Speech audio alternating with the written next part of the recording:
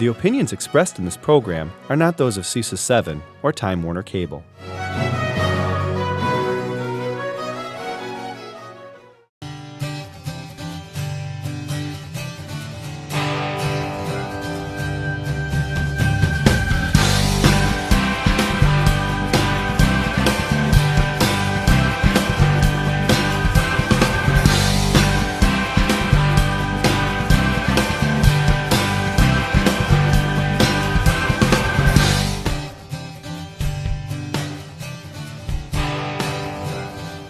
What's your tomorrow?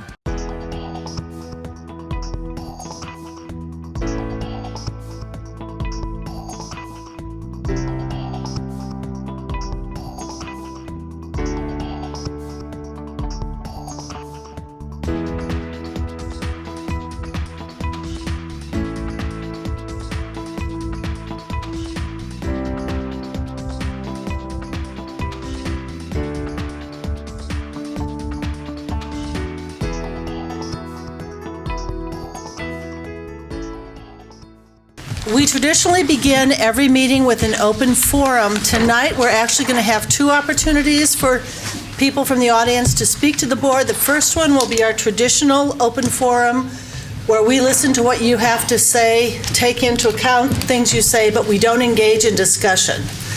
The second one will be specifically about the referendum, in which case that will be a board engagement session where we will be able to talk back and forth, we discuss the situation. So I'm asking that if your concerns are with regard to the referendum and you wish to engage in discussion, please wait until that portion of the meeting. It'll be very soon. How about the mission statement? Actually, we do the mission statement. Yes, Andrew, thank you. All right. We educate all students to be college, career, and community ready, inspired to succeed in our diverse world. Thank you. And now we will begin with the open forum. And the first person will be Antonio G. Silvano. If you would please come to the table, state your name and address. And if you have copies, if you have copies of the, okay. Why are the lights off back there? I don't know. Why are the lights off back there? Is that your preference? Budget cuts. All right. And please, throughout the meeting, let us know if you have difficulty hearing us. All right. Mr. Sutton. Antonio G. Saldana, 1235 Lark Street. The reason that I came is this, the concern that I've had it for like 3 years. And so I think that the principal of the school is here, so this has nothing to do with her, so that if she's here, I don't want her to take this personal. Okay. So what it entails is that we're using taxpayer money, and the reason that I didn't bring any copies, I thought that you can just look that up yourself downstairs, and they have, that's where I got my copy from. And what it is the lease that we have between the Green Bay School District and the St. Philip the Apostle Church, and that is where I was music director for almost 14 years. And then, after this contentious election that we had, and all these horrible things that were said, about, this minority group and about white folks and stuff, I think that it's time that I step up to the plate and come before the school board and explain to them why I left that church. I was there, between 12 to 14 years I was there as music director. And the main reason that I left there was that on a Sunday basis, either on a Saturday or a Sunday, there was always one parishioner, and when I say one parishioner, it wasn't always the same one, but at least somebody that would constantly, the Mexican people don't belong here. And I thought, well, we are in church, bite your tongue, don't say anything. And then this Easter, it'll be 3 years that I left there. And what happened was it was a quite horrible experience. I had just played the piano for a Holy Saturday Mass, and I thought, wow, it went pretty good. And then right afterwards, the nitpicking started. The Mexican people don't belong here. And I thought, holy cow. For 13 years, I wrote for the Green Bay Press Gazette about these issues, that if there's any you want to get me upset, start being racist against me or other people, then you're going to hear me speak up. And I'm sort of ashamed of myself that for almost 14 years I kept quiet about it. And I decided that it is time to say something. And so here's where the Green Bay School District comes in. And just so you know, I've been talking to attorneys. I go, why are we using almost at least $1 million, and this is what, if you add all the figures in here, to house public school students in a building where they're not wanted? Why are they there?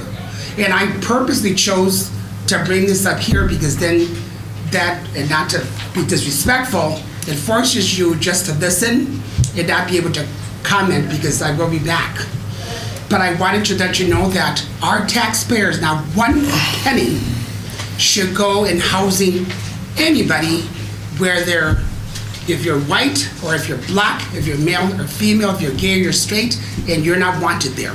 And I thought if our taxpayers knew what I know, what I've heard with my own ears, that this is how their money is being used, they would not be very happy. And so that is why that is basically why I'm here, is that they should not be housed at St. Philip the Apostle. And for all I know, I don't think that's a problem there, but I can only speak from not what I heard from a third party, but what my ears heard.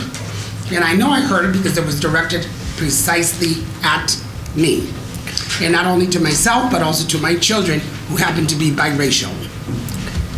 And so what I'm asking the school board to do is to start thinking very quickly where they're going to be moving the children from there, because they moved the hornet's nest with racism. And that is one thing. Mr. Blanca here, Mike Blanca he edited my columns. And so he knew that most of what I wrote was all the issues. For anybody that read the articles by Antonio G. Saldana, I educated this public for exactly 13 years on the issue of racism, and I do not want my tax money, 1 penny, going over there anymore, supporting an institution. And this is not something on the whole Catholic Church. This is just that particular church over on Victoria Street that I let them know that this is how I felt, this is what I heard, and they looked the other way. And so what is that saying? Evil prevails because the good people of society sit back and do nothing.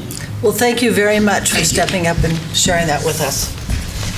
I have one other person for the open forum, Debbie Grievel. And Debbie was kind enough to bring copies.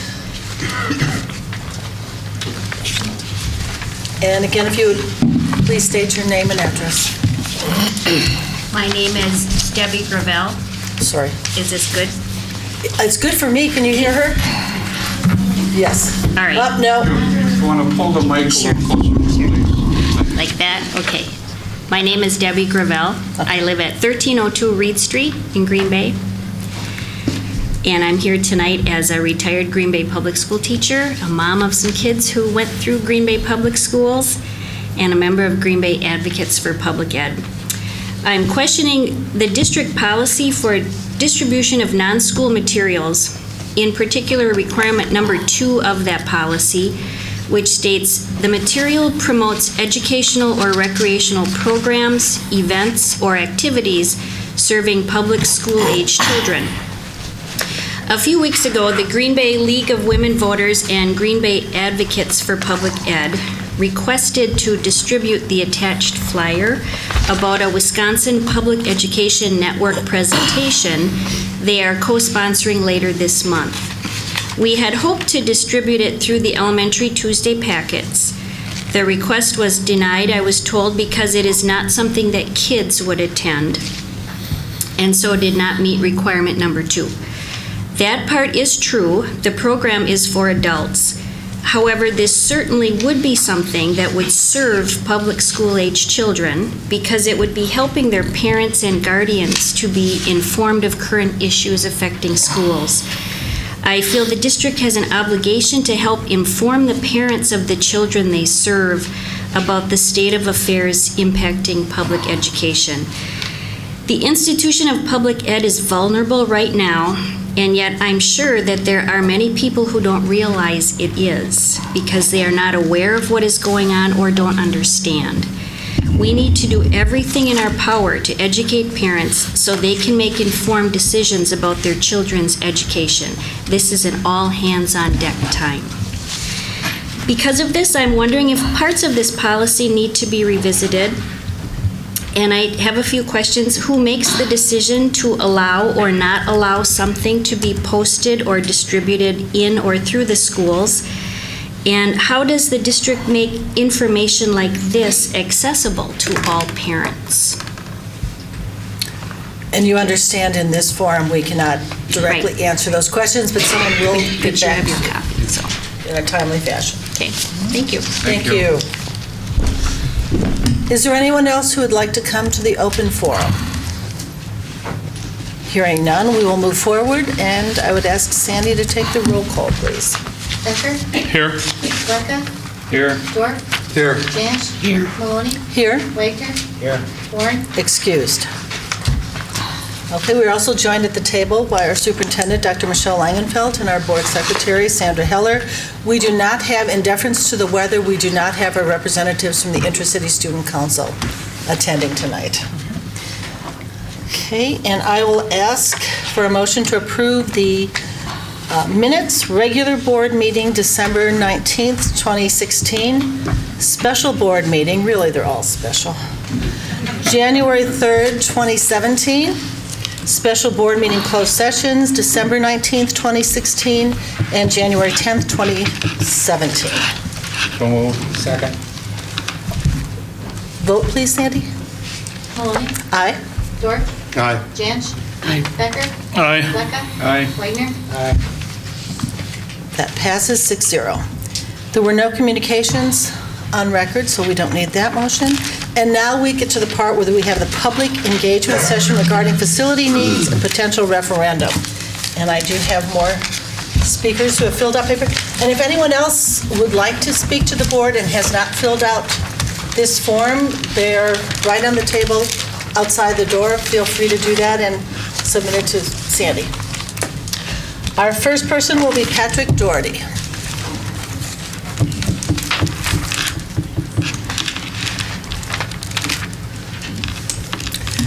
And again, Mr. Doherty, if you'd please state your name and address. Patrick Doherty, 1680 Lake Largo, Thank you. Green Bay. I worked in the district 22 years, as some of the board members know, and then I ran for the board as a joke and I won. It was quite an experience. But my questions are with referendums. I don't like referendums for a lot of reasons, and one of them is, do you have a preventative maintenance program? And what about the future?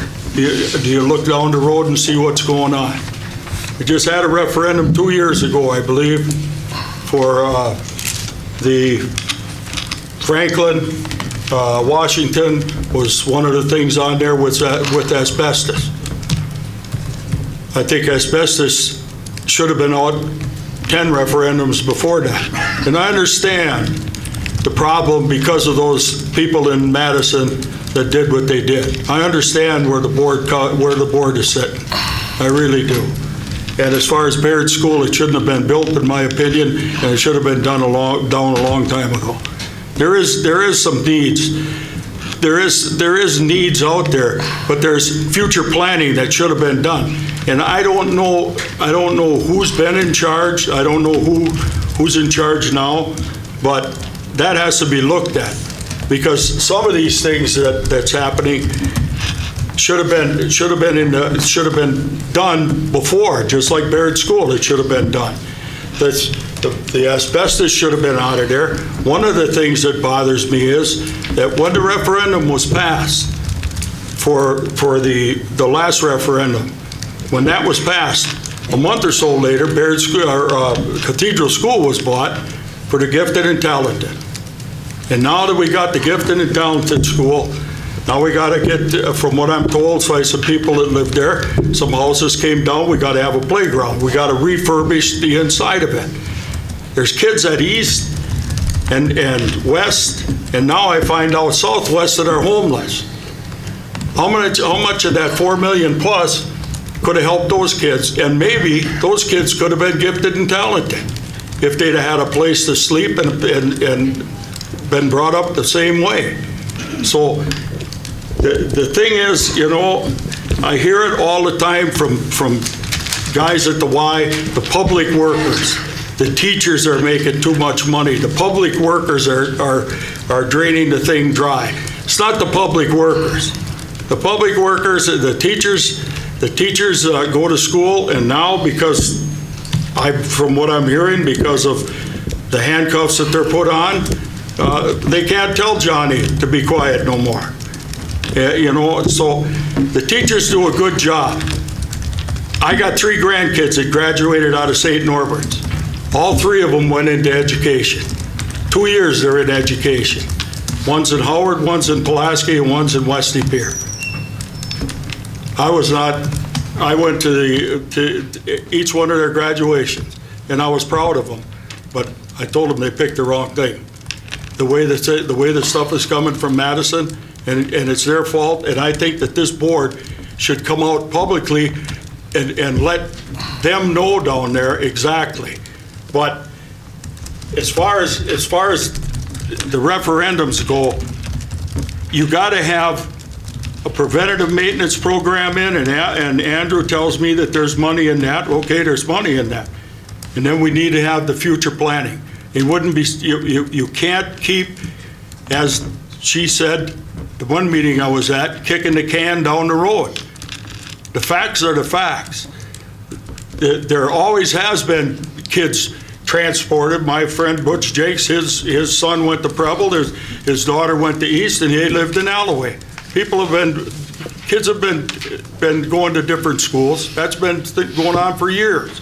It's nothing new, you know. So I guess I got to find out if the people that are in charge are qualified, because every teacher needs a license. Every building principal needs the qualification. The secretaries need to be qualified, and they need to be tested. Down in the maintenance department, they all got to go to TC and be qualified. They got to be qualified to flush a toilet. So I want to know that in this administration, if the people that are running the maintenance department, are they qualified, and do they have the future planning of this? Do they have a plan for future planning, and do they have preventive maintenance? Okay. And it ain't the unions, because I was union president for a lot of those years, and we never went into negotiations with any 2x4 or anything else. Public workers can't strike, and taxpayers better understand that. They got to stand and wait, and whatever they're ready to give them something, that's what happened. And so, you know, those are the things that irritate me. Okay. And as far as referendums, you can't keep having them every 2 or 3 years. Something's got to give. So Rob Cole is in charge here. Maybe Rob Cole's got to come to a meeting. I don't know. Mr. Coles has been to several of our meetings, Pat, and actually, the circumstances established by Madison puts us at this table for the very reason, having referendums. Just a couple points of clarification. Our last referendum was 3 years ago. Okay. Not 2 years ago. And since your time on the board, we have a program, the McKinney-Vento program, which addresses the needs specifically of our homeless students. And I can have somebody get back to you to give you all the details of that program. That's good. Okay? All right. Thank you. Thank you. All right. Sandy Juneau.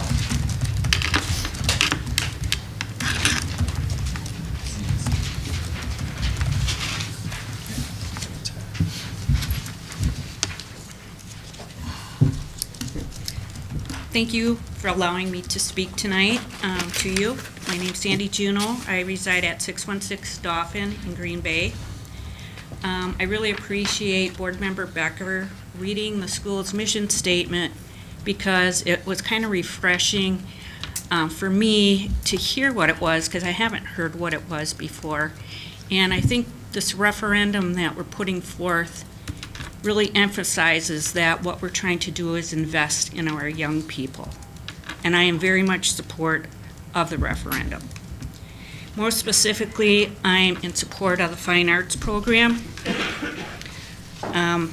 My grandchildren have had the honor of being at Webster Elementary School since the inception of the integrated arts. And it's been very rewarding to watch over the years, as they're in their 4th year now, how these students have learned how to play instruments at an early age, their comfort in performing in front of audiences. They just have very good self-confidence and self-esteem, and I think a lot of that goes back to the integrated arts program. These are some of my observations. Students are provided with numerous opportunities to integrate arts and academic learning utilizing all 5 of their senses: hearing, smelling, touching, seeing, and tasting. And this is done on a daily basis. They have an opportunity to study keyboard and violin beginning in the 2nd grade as a part of their current school curriculum. And that means that all students have access to learning to play these instruments through the fine arts program, regardless of their socioeconomic status. There's a high percentage of these students that wouldn't have the financial means to participate in fine arts outside of school, simply because they wouldn't have the ability to pay for private lessons. So I think what you're offering our community as a whole is a wonderful opportunity. This allows the kids to use their talents to create, perform, and demonstrate their critical thinking, which reinforces the academics they've learned and helps them retain the knowledge. As I said, the students have developed a lot of self-confidence because they're presenting on numerous occasions in front of audiences of their peers and people in the community, and it helps them to articulate their thoughts, opinions, and viewpoints in all venues of life. Students involved in the integrated arts program receive a solid foundation that further helps them to develop those skills and abilities in the programs in the middle school and high school. So this is a very good foundation for them. And upon their graduation, they can take those fine art skills with them onto college, into their careers, or in their private lives for personal gratification. The gift of fine arts education is a gift that will last a lifetime. So why is this referendum necessary? It's because our buildings aren't equipped to handle some of these programs, and a lot of the space is not adequate. At Webster, right now, when kids are doing programs, they often have to use off-site facilities or substitute a combined gym and cafeteria for performances. It's not cost-effective to transport kids to off-site locations, and if they're using the gym for performances, it interferes with regular gym classes and lunch space for the kids. The art room and storage space is inadequate for students to fully access and participate in the visual arts, and this is a key component to an integrated arts program. The music room and storage room is inadequate for students to fully access and participate in vocal and instrumental arts, thus limiting a critical element in the integrated arts program. The addition of space could provide an amenity for our community to use outside of school functions, such as village education and recreation classes, other outside community events, and this could potentially be a revenue source for the school district by utilizing the space outside of school. A referendum for the addition to Webster Elementary School for Performing Arts, including a theater, art room, and music rooms, is critical for the students to fully express and demonstrate the skills and abilities that they accomplish in an integrated arts curriculum. The retrofitted space that we're using today restricts students, parents, families, and the general public from attending their performances. There are concerns regarding compliance with building codes. Resources and space for seating is virtually non-existent. There's public safety issues. And then, of course, the limited access to a lunchroom for the kids when they're having performances. So on behalf of interested taxpayers, supporting the development of positive self-esteem and self-confidence in our young people attending the Green Bay Public School District, and in accordance with your mission statement, I ask that you place a referendum on the ballot on April 4th to support facilities and programming for the Green Bay School District. Thank you. Thank you, Sandy. If you would like, you can leave that copy with Sandy Certainly. Heller, and she can beam copies over to the rest of us. Okay? Any questions? Not at this time, but we may have them if you're going to be sticking around a bit. Sherry Mattson.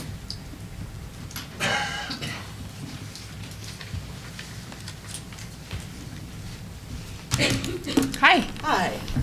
Hi, my name is Sherry Mattson, and my address is 3678 Hoosier Way, New Franken, but I am in the city of Green Bay and in the Red Smith District. I currently have grandchildren in Preble, Red Smith, and Baird School. The grandmothers are out in force tonight. Yes, they are. And I actually have been a PTO member and president of Baird School for the last 7 years. Yay.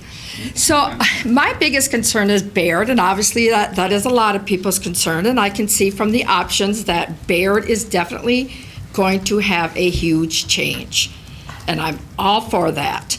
There are some concerns, though, when I do see your options. And part of it has to do with, I see some of the information on here is Baird School for a 4K to 5, possibly Frabo School, but what happens when those kids leave 5th grade and go to middle school? Where are they going to go? Are they all heading over to Red Smith? That's typically where they're aligned. That's where they're aligned. And we will, when we finish this portion of the board meeting, we will be addressing options. Okay. That would include. So I'm going to assume that boundaries are going to be changing also? That's a big, huge possibility? Nothing is off the table. I wouldn't, if you would let us have our discussion about the options. Right. Okay, because one of the other concerns I have with boundary changing and Baird being in the district that it is, I would really hate to see that school being a segregated school. Okay. One of the problems I have with Baird being in the current area that it is right now is the traffic flow. Laverne Street and Humboldt Road is very, very busy.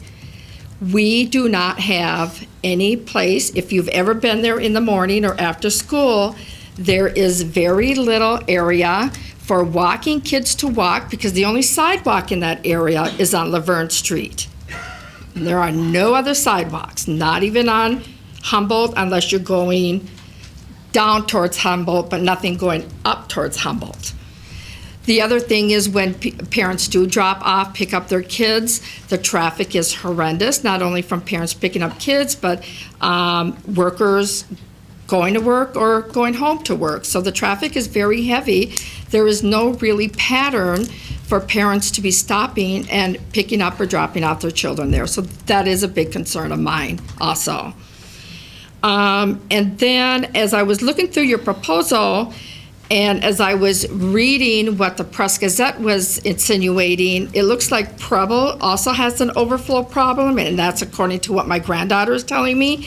But I don't see anything in the referendum of what happens when these kids are all done with middle school and have to continue on to high school. So I don't see there's no plan in the future of what is going to happen when we do get to that point again. Are we going to go back to a referendum, which I doubt is going to happen. But I do want to let you know that I am 100% for the referendum. I am spreading my word out to people that I know. to vote for the referendum. So whatever you choose, I may not be happy, but I am 100% for the referendum. Thank you. Just a second, point of clarification, if I may.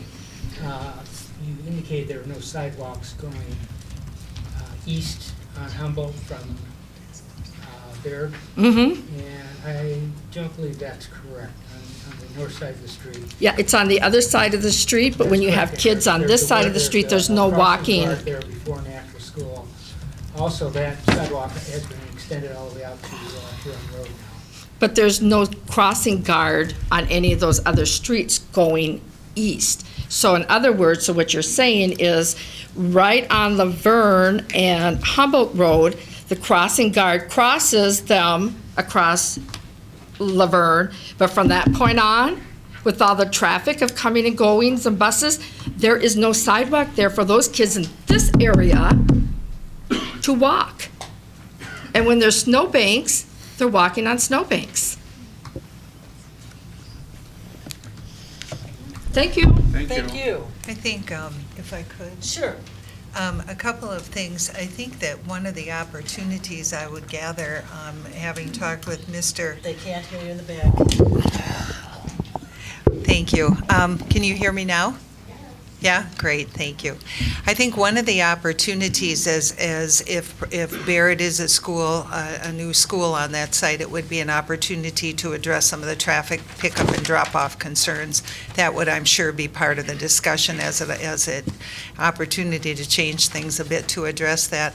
The other thing is, and there will be conversation later this evening as we move forward in the presentations around the options, to also talk about how the district is planning to do addressing the issues and concerns that came out of the task force for Preble. So that is part of our conversation tonight. It's an important part of the discussion as well.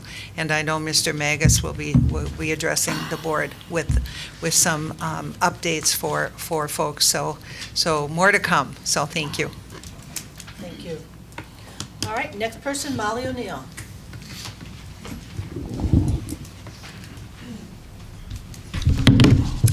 Hello.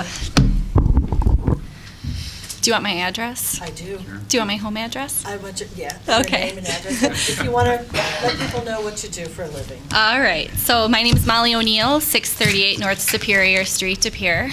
I am the principal of John Dewey Academy of Learning. I am here to give feedback about the possible location for John Dewey. And I'm going to start just with kind of giving some feedback with how this came to be presented, and then share with you how I came up with the feedback that I received from parents and staff and students, and kind of give you a listing. So last Tuesday, I was emailed about this potential opportunity to be placed at West High School. Thursday evening, we had a tour there at about 6 p.m., or 6:30, where I got students and parents and staff to quickly get engaged and come and take this tour. Unfortunately, the principal of West High School wasn't able to be there. We were given a quick tour, able to ask questions, get questions answered, and now here I am today to give you a report of what the feedback was. Okay. So needless to say, it's a little bit of a whirlwind. This whole process. Yes, I'm sure. So in that time, here's what I've done. I obviously attended the tour. I created a survey using Google Form and was able to get some really great feedback from parents, not only in a multiple choice, but also in a narrative feedback. So I got some really good things to share with you there. I also reached out to the principal at the Appleton Career Academy, which is a project-based school in Appleton that is housed in Appleton North High School, so to get some feedback from her as to how it works to be a school within a school. And then I also met with Mark Flayton, the principal of West High School, today to kind of retour the school and get some feedback from him as to what his thoughts were and maybe some potential other locations within the building.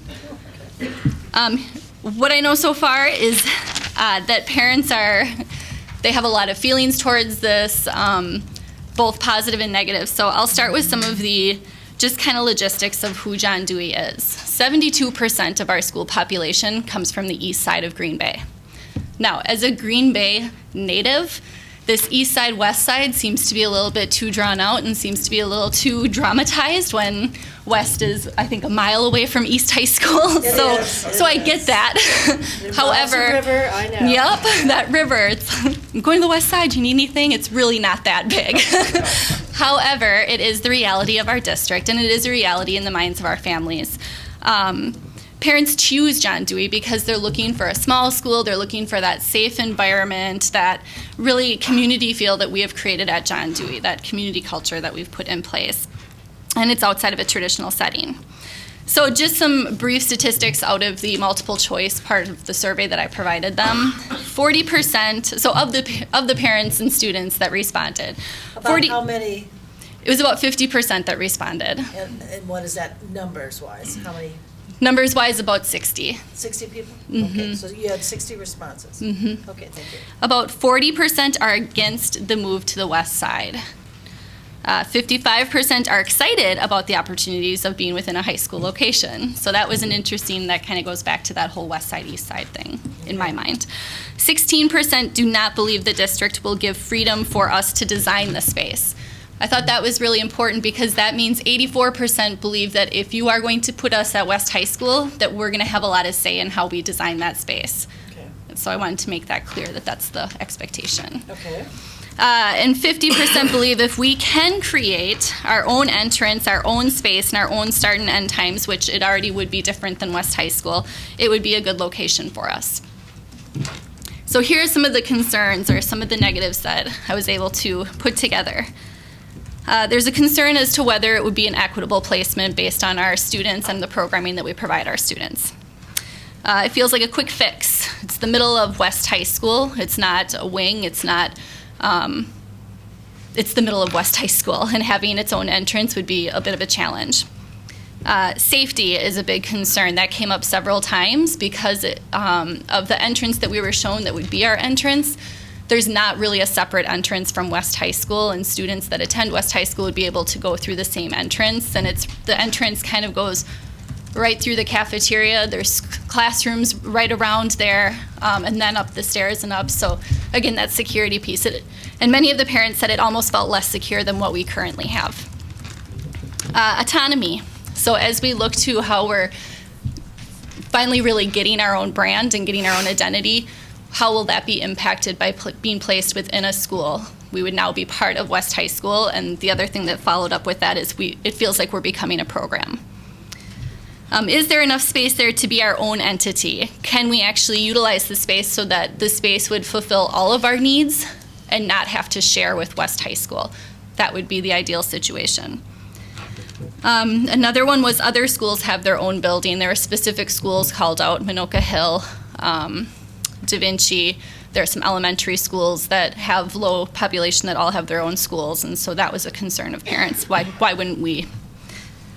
Transportation is a huge concern. We have students who are in the fine arts program at East High School, and as I've talked to you before, East High School has been has provided a wonderful relationship for us and our families and our students. And we have some families that are in the fine arts program, and they're concerned about that, the transportation. Elevator use. That was one that came up during the tour even, and then was reiterated in the survey and the feedback that was provided. We do have some students that have to utilize the elevator, and we do have a lot of events that require community members and families to come, and use of an elevator is pretty necessary, and the location of the elevator in West doesn't really provide us with our own space then. In order to utilize it, we'd have to go through West. Relationship with East Side. As I said, we have a great relationship with East High School, and we also have a great relationship with East Side businesses, and it was specifically that we've been there for 6 years. Why are you removing us from the East Side? Feels like a program, I mentioned that. Another parent mentioned concern of teen issues and the anxiety that our students have. As I said, a lot of our students come to us because they have that desire to be in a smaller school away from a traditional setting, and this idea of being placed back in a traditional setting with a larger setting can induce some anxiety and some stress, as well as can bring on some other teen issues, sharing a space with other teenagers. And does not take into account the community, the culture, the family feel of John Dewey, the values that we have. So those were kind of the concerns. Some of the positives that were talked about, having access to classes and extracurriculars at a high school. Specifically, we really appreciate that you took into account the feeling about Franklin Middle School and responded by suggesting a high school, and West High School is a fantastic school, so we do appreciate that. One thing that was talked about at the tour, there was a question about taking classes and extracurriculars at West High School, and it was answered with you would still have to do it at your neighborhood location. And so I guess one thing that I think that needs to be thought about is if we are going to be placed at West High School, that we would have access to West classes and extracurriculars without there being an issue with it. And I think when I talked to Mr. Flayton about this today, it was possibly WIAA concerns, and so we'd have to look more closely into that, but that would be a request, and we're all concerned, so think about that. Do you want to answer that right now, or? I'm looking to Ms. Paulo. We had the discussion today, actually. I mean, there are parameters around WIAA rules and regulations of once you've started at a school, transferring, and there are just things that we might have to do as a district to show that we're moving the program versus students making a choice. Okay. But that is one of the things that we will definitely have to look into and make sure that we're all set on who can go where and how to do that. Are your students currently participating in sports at their home schools? Yeah, we have students that are involved in sports, in plays, in taking classes. Like I said, the fine arts program. Right. So. Okay. Thank you. Another positive was having a say in the design. It was clear at the tour that they really wanted our feedback, that parents felt like they would be heard, as I showed in the survey results. They feel like if we're going to be moved there, that we could make the space our own and how we really visualize it to be. That we'd have a permanent space. That was a huge positive that many parents expressed, that all right, if we're going to get a new space and this is going to be our space, that this is our space, that we then make it our own and we do everything we can to make sure that it has its own identity. The mission statement seems to, in my mind and in a lot of the parents' mind, the mission statement feels like it would stay intact. What we're trying to do with our curriculum and with providing a safe community, it can be met at West, given some logistical things with entrances and security and stuff, but there's nothing about West that would take away our ability to provide a safe environment and to help our students with a rigorous project-based curriculum. Again, access to classes, they specifically said access to AP classes. Centrally located, close to downtown, they felt that there was a response to still wanting to be within the city and not pushed out into the outer parts of the Green Bay district.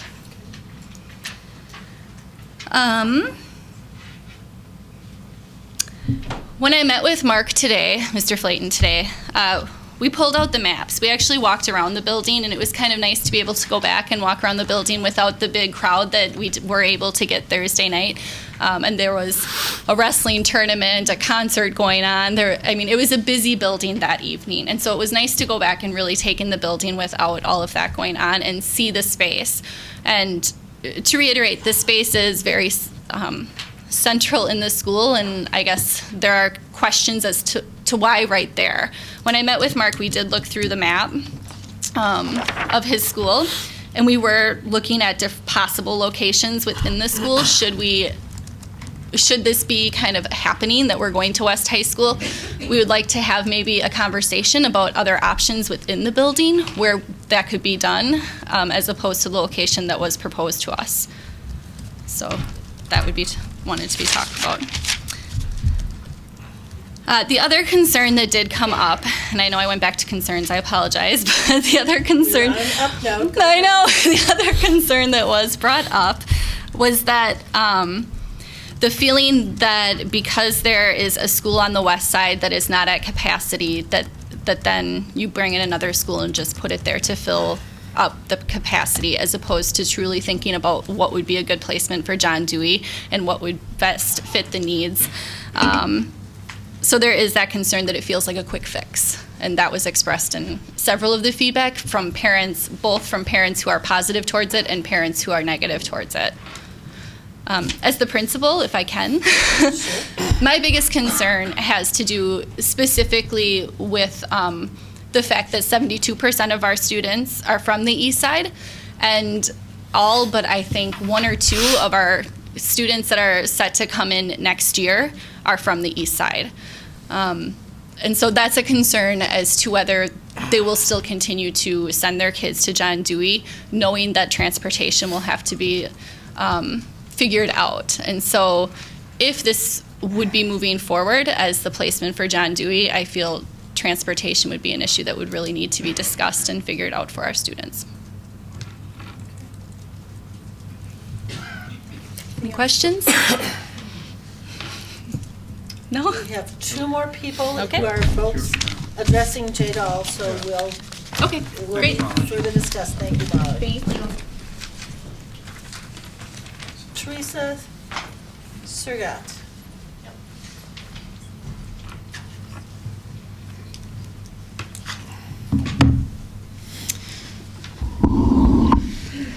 Hi, and congratulations on saying my last name correctly the first time. That never happens, so kudos to you.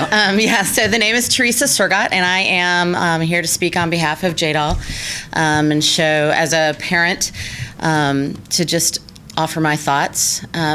And first, I just want to speak out nothing but gratitude and admiration for what you as a district have done, in particular over the past 5-ish years, ever since you came in, and just I feel like the district offers so much for every kind of student, and I applaud you on being creative and forward-thinking and meeting the needs of the district families. So thank you for that.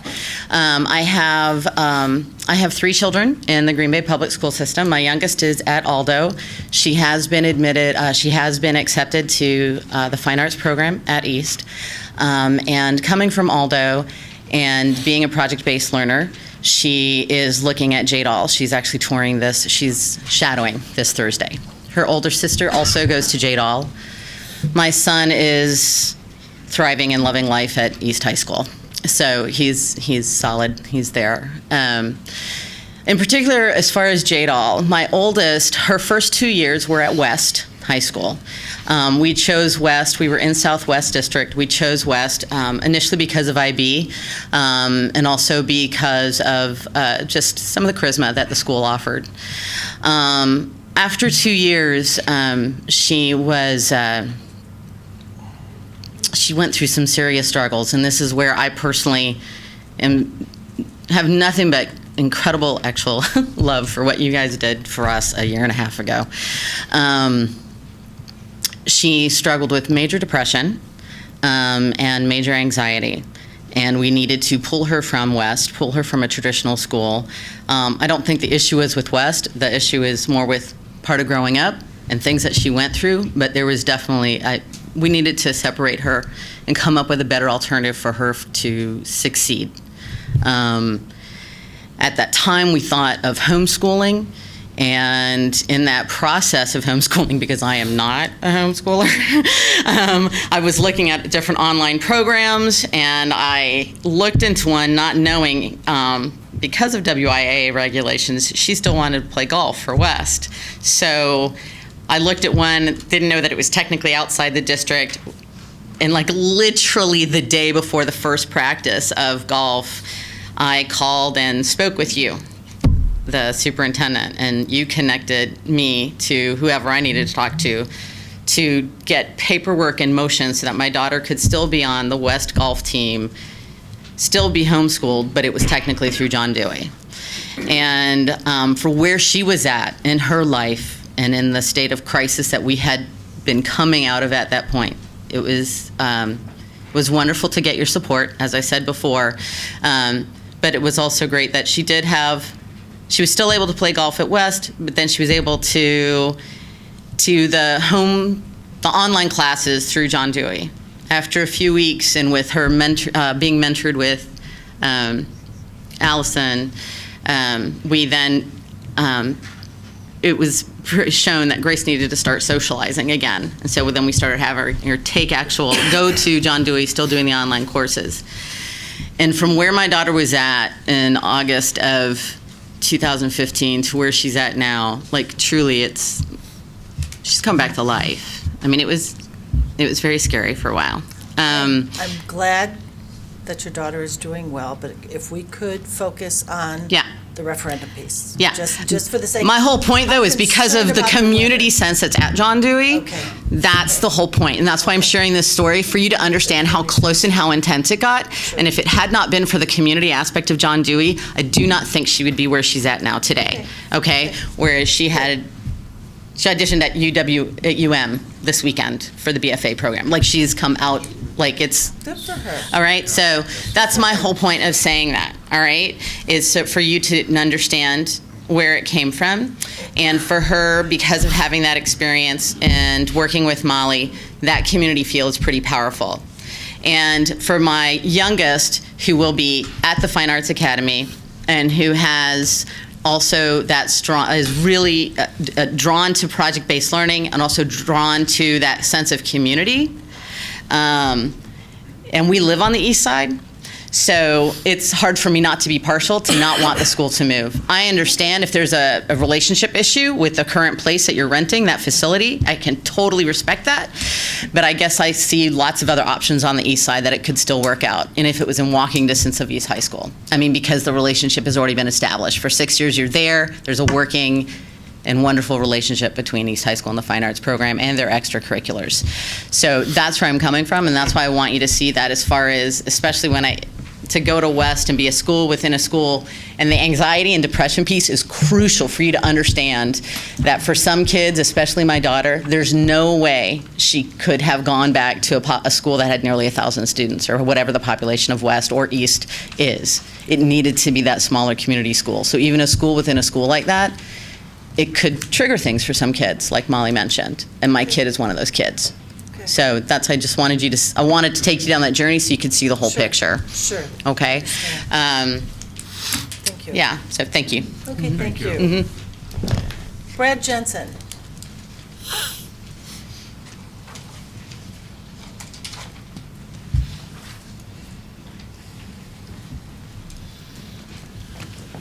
Good evening, everyone. Good evening. So I'm a little bit of impromptu on this one, but I do come with a similar perspective. I've got a student at JDAL right now, and my youngest is at Da Vinci, and we are looking for a possible course of action for him. Now, I was not one of the 60 that had responded to the survey. I do apologize, Molly. Did not do his homework. Go ahead. The primary concerns that I've heard from both the students during the tour, because I was there for that, as well as the concerns that were expressed during the survey, I did notice that a lot of them revolve around logistical concerns. And I'm sure this board is fully aware that Da Vinci started off as a school within a school, and then they evolved into the building that they are in. I also know that Da Vinci draws from the entire county, and they were able to sort out the transportation logistics. So for me, when I hear concerns about the logistics, it seems to me like it's not an insurmountable issue.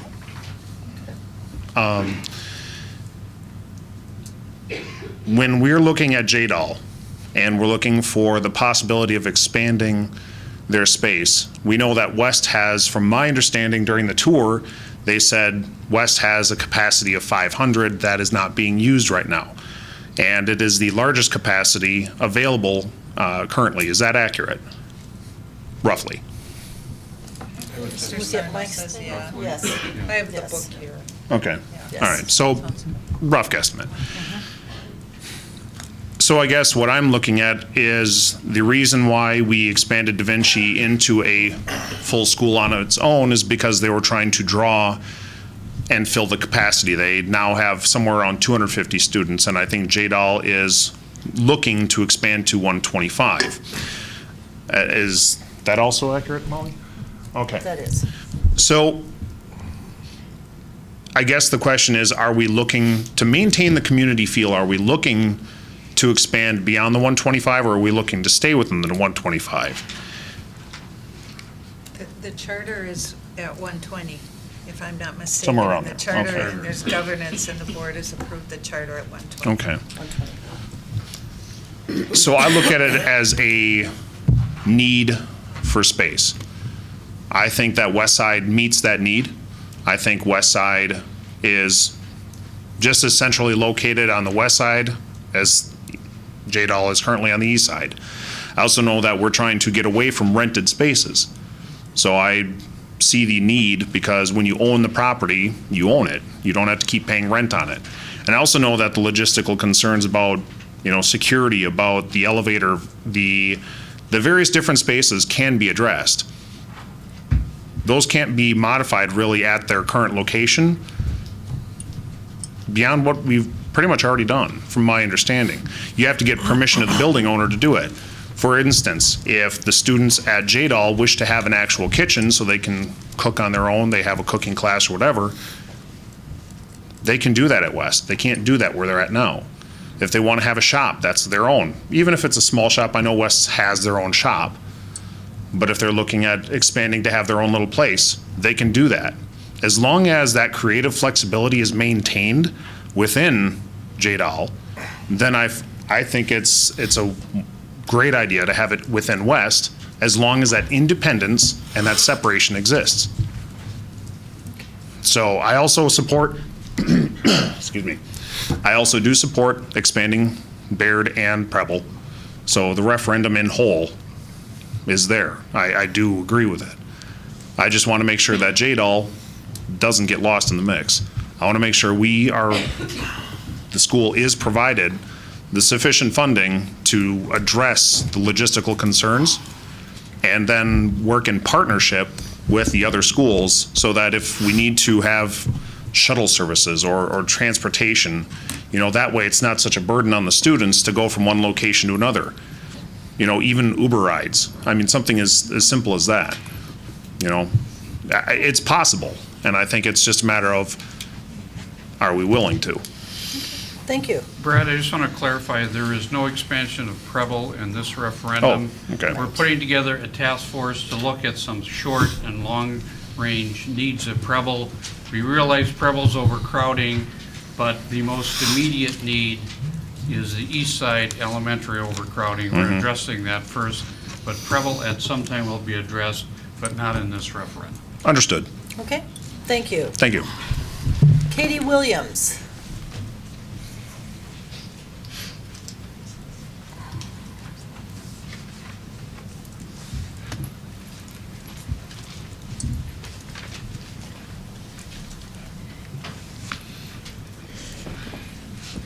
Hi, I'm Katie Williams. I'm at 1507 Rockdale Street, Green Bay. I am here just for a couple of things. In regards to the operating referendum, in talking to a couple people, on the survey, how it was worded as a reoccurring, some parents were not understanding exactly what that was referring to. So just going forward with that particular referendum, I got more of the feeling from the parents, not that they objected to a reoccurring, but some were a little bit more on edge about the feeling of a reoccurring referendum. So just to make sure you're looking far into that. Definitely for a couple people in the neighborhood had asked again about the changing of borders. That they feel they don't want to see too much of their taxpayer dollars going to expanding areas when there are schools, especially on the west side, that are not as full. I did kind of explain that sometimes changing borders can be difficult. I'm back and forth on that one, honestly, myself. But it's just a thought as I'm thinking about it, is there a possibility with especially the elementary schools, if shifting borders, keeping kids going to the same middle school and high school, but maybe within the elementary schools, maybe shifting some borders there if one elementary school that would be going to the same middle school as another and one is overcrowded and the other isn't, maybe just shifting borders that way. So that's just a thought there to keep families still going down the main path of their middle and high school. So, if we did any border shifting, that might allow public to feel a little bit more comfortable then about also putting the money towards a referendum, knowing you also are trying something that doesn't involve as much money. So that was just a thought to put out there. And then just coming from the standpoint of Jackson School, I have one child that's a second grader there. My other two are, well, I have a fifth grader, so she'll be exiting soon, and then my other one is older. For Jackson School, I know I had spoke a little bit about this and with some people at district. I just want to make sure that people understood the way Jackson School works. Currently, right now, we have an open classroom at our school, but next year we will be needing a classroom to add on our fifth grade Spanish immersion. And what I think is kind of confusing, and I need to explain about Jackson School, is our kindergarten normally is 3 regular classrooms or collaborative rooms, and then our one Spanish immersion room. So totally in 4. When we move to first grade, we always go from 4 classrooms down to 3 classrooms. Reason why is because we have collaborative kindergarten, so we have kids coming in for collaborative, but then they leave to go to their home schools for first grade because we don't have a collaborative first grade. So we always seem to go from 4 down to 3, one of those being Spanish immersion. So right now, as we sit with an open classroom, it's because right before school started, we lost our 4th kindergarten room, so we went down to 3. So our 2 regular non-Spanish immersion classrooms are a little bit larger. I cannot foresee us going from 3 classrooms down to 2, one being Spanish immersion. That just cannot happen with the numbers. So even though we have an open classroom, we don't have 4 first grade classrooms to move into. If that, I'm trying to make sense of that. So that one classroom is not like a spare one that will continue through the 5 years in a normal school situation. So that classroom you almost can't count, and I just want to make sure people are aware of that. The other thing that I need to describe, and I just want to make sure when you guys considered all schools with the programming, like at Jackson with the Spanish immersion, if, let's say, in one grade we had 55 students, we would not have 2 large classrooms of 27 and 28. We can't. We have to have a Spanish immersion room, which ideally is 22, which some of our classrooms are down to 20 or 19. You know, as you go along, if you lose one, you can't just plop a kid into that room. So we then have a classroom of 20 and 35. Well, you can't have a classroom of 35, or you shouldn't. So we, again, break down into 3 classrooms rather than a traditional school that doesn't have that program could have 2 larger rooms. I'm sorry. Not that 27 and 28 are ideal, but that also just to give you a feeling for why we need the classroom space, because of that Spanish immersion program going along with us. So I just want to make sure you guys are including that, because when I went back and looked at the facilities master plan, when it said on page 134 in addressing the elementary and middle school capacity needs, it said overcrowding is primarily an issue on the east side of the district, with the lone west side school being Jackson Elementary. It says it right in there. I'm sorry. So I just want to make sure that when you're considering everything, to make sure that, I know we haven't been a long-term problem, but we've kind of been a problem foreseen as every year one classroom is being added for Spanish immersion. So I just want to make sure that that is, you know, taken care of. And I do know most of the problem, though, is on the east side. In recommendations, it was to add on a gym and a commons, because we definitely do not fit in our gym. We don't. So I just want you to just make sure that those things are considered, and other schools, not just Jackson, when they have a special program like that, that they may not be able to divvy out the classrooms the same way a school could. So thank you very much. Thank you. And we do have, as you mentioned, Jackson is on option 3 for the secured entrance library and gym. Yes. Thank you. Okay. Okay. Kim Klein, Dorchester.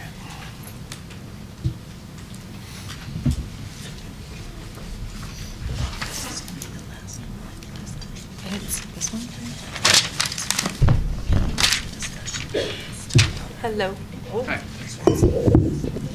Hi. Hi. I'm Kim Klein Dorchester. I give my address. Yes, 709 South Madison Street in Green Bay. I'm in support of the referendum, and I have a child who attends John Dewey Academy of Learning.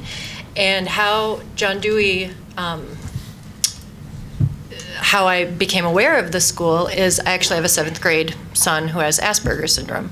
And it was suggested to me that that might be a good fit for him coming down the road because he is very overwhelmed by large crowds and noises and kind of the chaos of what would be a traditional high school setting for him. He's currently at Aldo. They marvelous people over at Aldo. Just give them a little shout out. Amazing educators there. So anyway, I became aware of John Dewey as a possible good fit for him.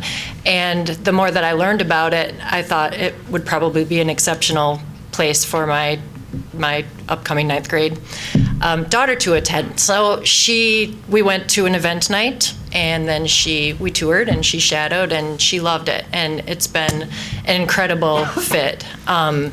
Prior to choosing John Dewey, she was going to be part of the Fine Arts Academy at East.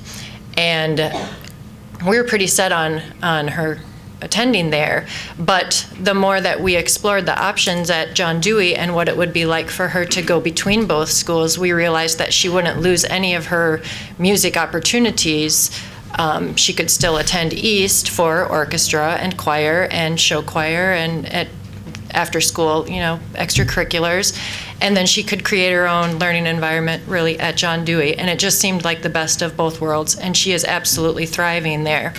And I'm thrilled with the partnership that we've had with East High School. She's there first and second hour for music, goes to Dewey, goes back for the extracurriculars. So from my family's standpoint, personally, selfishly, it would be my preference to stay within walking distance of East High School or to be located within East High School, although I'm getting the impression that that's not going to be a possibility. So I just, ultimately, I would support Molly I trust her vision, and if she thinks we can create something special at West, then so be it, I would support that. But I would just like to reiterate that there's something very, very special about John Dewey and the feeling that you get even when you just walk right upstairs and enter their space. It doesn't feel institutional. It feels there's a cafe and there are easy chairs and there's a piano and it's wide open, and even though there's a front desk, so to speak, with the amazing Marcia attending, it doesn't feel like you're separated from the person at the front desk. It really feels homey and like a community, and it feels very special. And I do believe that it will be an extraordinary space for my son, who would be overwhelmed approaching a huge high school such as West High School or East High School.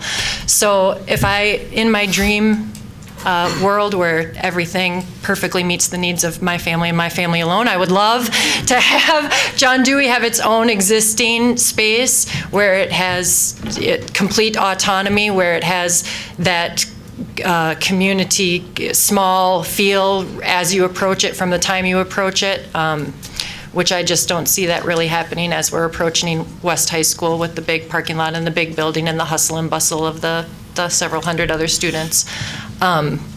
So ideally, I would like to have a standalone space for John Dewey if that's remotely possible. If it's not, I would prefer to stay connected with East High School.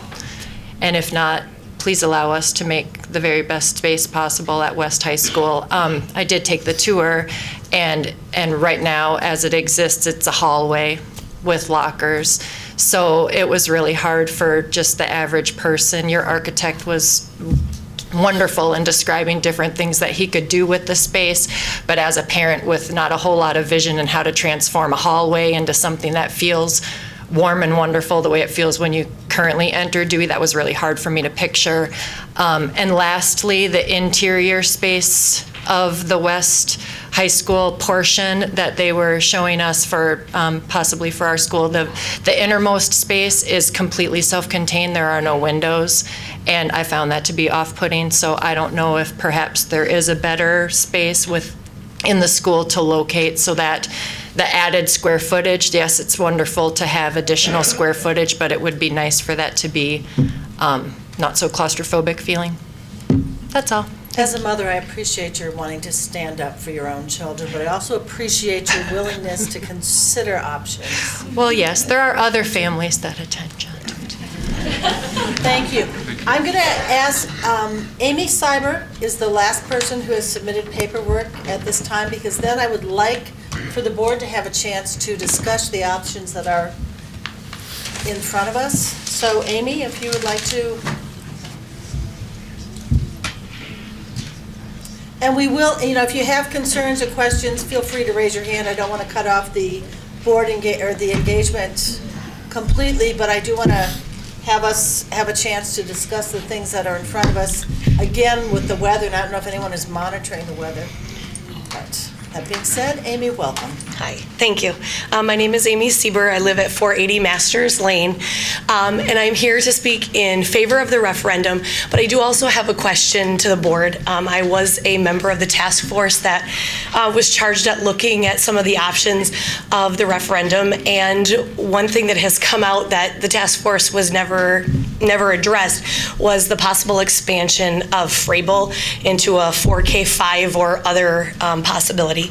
And the question that I have is, with that expansion and the thought that this could happen, is it a possibility that the community at Baird School would then be split, where part of it would go to that Frable facility and the other would stay at Baird? And I ask that question because I have personal connections to Baird. I have two daughters who currently attend Baird. I have an older daughter in 7th grade who attended Baird K-5. I was also a staff member at Baird for several years.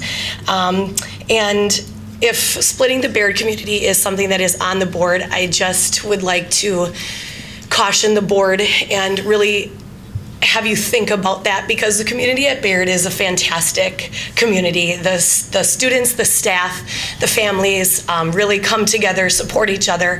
The community there has had to deal with some rather unique facility challenges over the years that I know that all of you are well aware, from walking through the bathroom to get to the art room, to a computer lab in the middle of a hallway, to putting up walls to create space because there's not enough.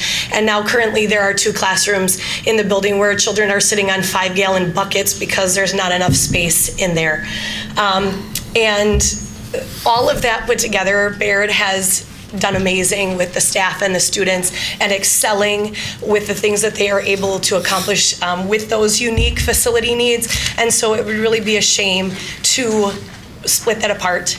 There's something to be said about a school community and something to be said about families that have gone there, have built relationships with teachers. So I understand that this is a big deal for the board and for the community. We need to address our facility needs and do what is best for the majority of students. But if I can be a little selfish at this point, I really would encourage the board to really think strongly about not splitting that Baird community and just keeping it together and keeping that wonderful Baird community, a Baird community in a fantastic new facility that would really meet the needs of those students educationally.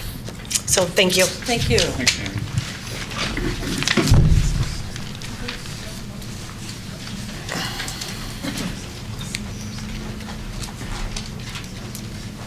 The next portion will involve the board discussion of 3 drafts. We've been given 3 different options, and do some of you have copies of this out there? Okay, if you would be willing to. I think we put out. Do we have enough, Mike? We have about 50. Actually, there are 4 options. Option 1, 1A, option 2, and option 3. Thank you. We'll have some more. Can we get a raise of hands? Who needs a copy? Okay, while we're waiting for copies, we're going to have the superintendent do her calendar. Did somebody count? I didn't count. I don't know, Thank about you. 15 or 20. Okay. We'll get more copies so that everybody has what we're working from.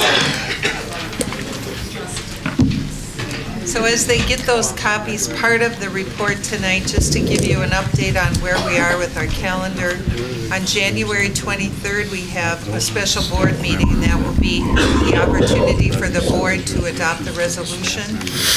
if they choose to, for referendum. February 6th is the Teaching and Learning Work Session at 5:30, immediately followed by the Organizational Support Work Session. February 9th is the Intercity Student Council meeting in the boardroom at 7 a.m. And February 13th, special board meeting at 4:30 and a regular board meeting at 5:30. So keeping those on, they are posted on our website as well. As we move forward with the copies at the table tonight to talk through these different options with the Board of Education, our Communications Director, Lori Blakesley, as well as the Executive Director for Facilities, Mike Stengel, and our Chief Financial Officer, Andrew Sarno. Each will take a part in this. I know that Mr. Stengel has some pictures to share with you, and there are some additional options that the public has not yet seen. So we're always looking and listening carefully to what folks have shared with us so that we can afford our board as many opportunities and options to consider. So I'll turn it over to you. So before you tonight are the option that you saw last Monday, and then 3 additional options. How this sort of came about was really in what we were hearing at the listening session last Monday, in emails and phone calls received in the meantime, and, just concerns that were coming either told us just directly or just sort of through side conversations. And so we thought perhaps it was worth taking another look and trying to figure out what were maybe some other alternatives that address some of the things we were hearing. So again, option 1 really deals, and I'm just going to do a really brief overview and then let Mike get into each one of them specifically, but just kind of wanted to give that thinking of it. So option 1 is what you saw last Monday. Option 1A, added on to that, is the Red Smith School. So everything stays the same except the addition of Red Smith. And the reason for that is that what we heard was if we're going to expand Baird, what happens at the middle school level? And so the Baird addition really gives you another 100 student capacity at the middle school level for Baird, for Red Smith, which is what Baird would feed into. Okay, so for expanding Baird, it makes sense to expand Red Smith. Red Smith. And there's space at both locations to do that. So Red Smith has a location to add those 4 classrooms, yes. Mm-hmm. And that's the only change in 1A. What's that? Red Smith is the only change from on 1A. From 1 to 1A. Yes. Right. Yep. Yes. Okay. And of course the thing with Red Smith that and Mike can correct me if I'm wrong, but in its construction, it has that flexibility for larger middle school, larger elementary school because of the way it was designed. There's some flexible space there to allow for that. So depending on which enrollment is higher. So. Okay. Option 2 was really our attempt to sort of address the question of what if a new K-8. And so when we looked at all of these, it was really to try to come up with about the same capacity, creating the same amount of capacity at the elementary school. So when you add in the new K-8, suddenly you don't need a few of those other projects because you're able to gain that capacity by adding that new school because you've expanded Baird, you've added on the space to Eisenhower.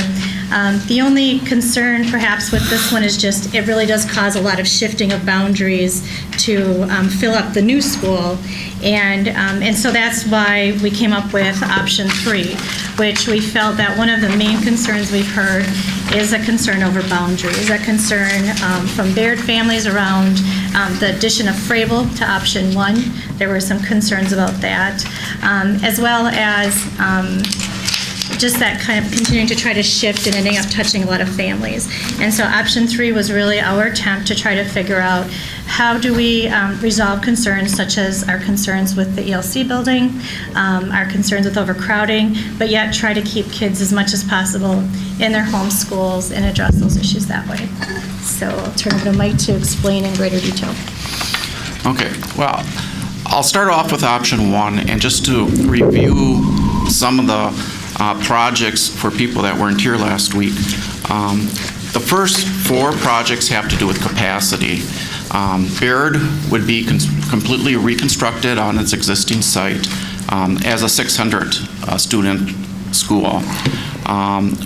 We have on there that it could be designed at 500, expanded to 600, but I think at this time we're leaning more towards the 600 to give us a little bit more flexibility for growth. Eisenhower, we would look at expanding at its existing site up to 600, and that would allow us to bring all the 4 and 5K students that are at the ELC back to that school.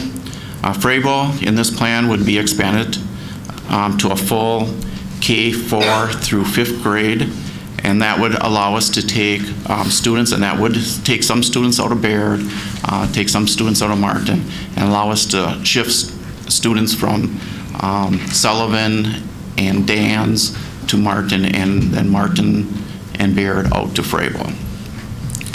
And then this one would also increase the capacity at Martin to allow that shift in enrollment to take place. The next 6, 7 schools all have to do with security.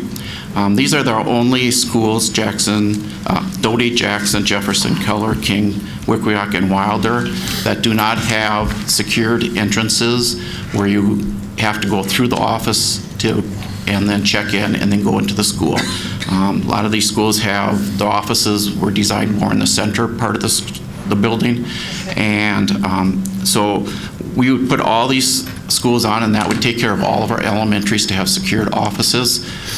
In our secondaries, we have security guards, but we do not have those in our elementary schools.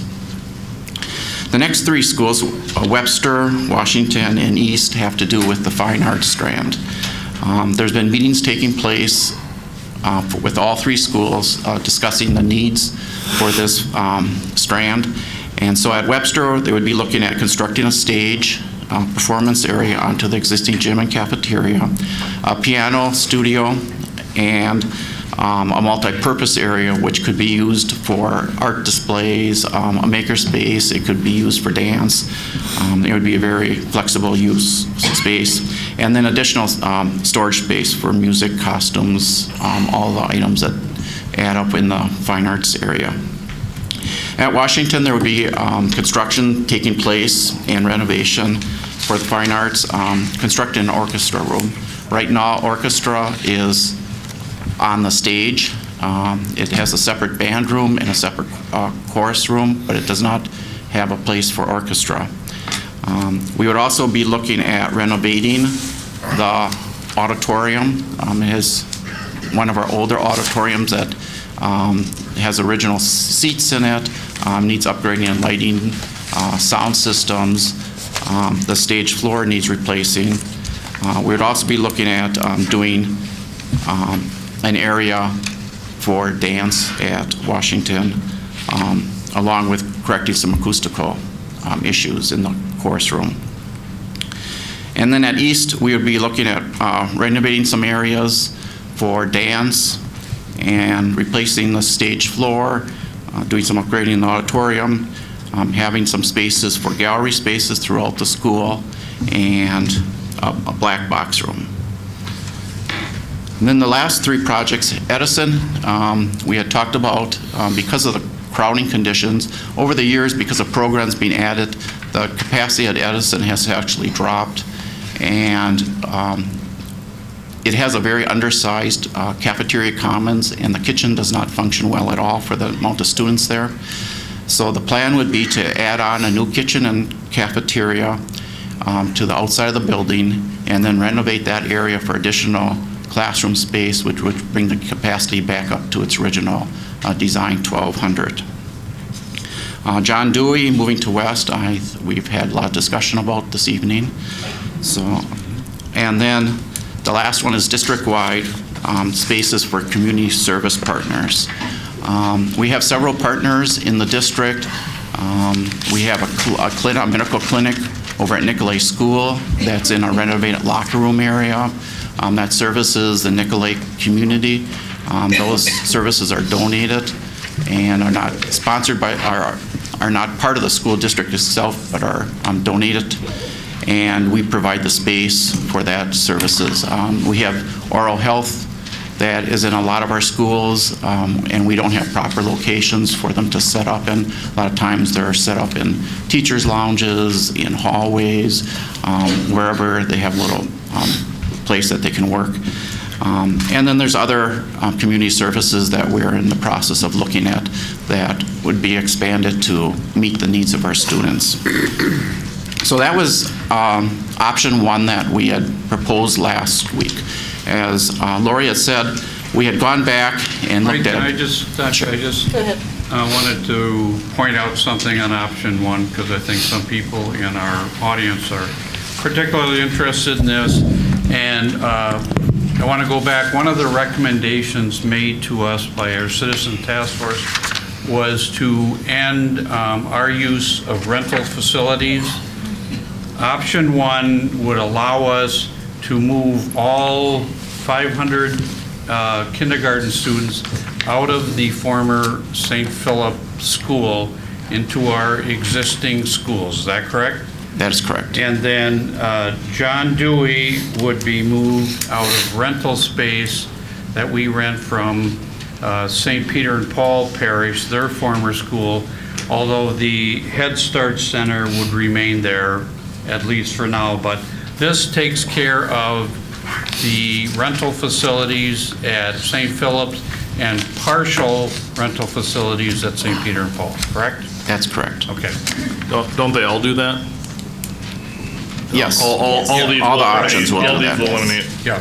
Yeah, 'cause- And to the number of members of our task force in the audience, you are going to see some options that were not covered by the task force, but this is a very fluid process, and we're trying to be good stewards of the district's money and the community's money, and we're trying to take into account other options, and Mr. Stengel has been able to come up with more creativity in some of the other options. So that's why you're going to recognize things that you may not have discussed at the task force.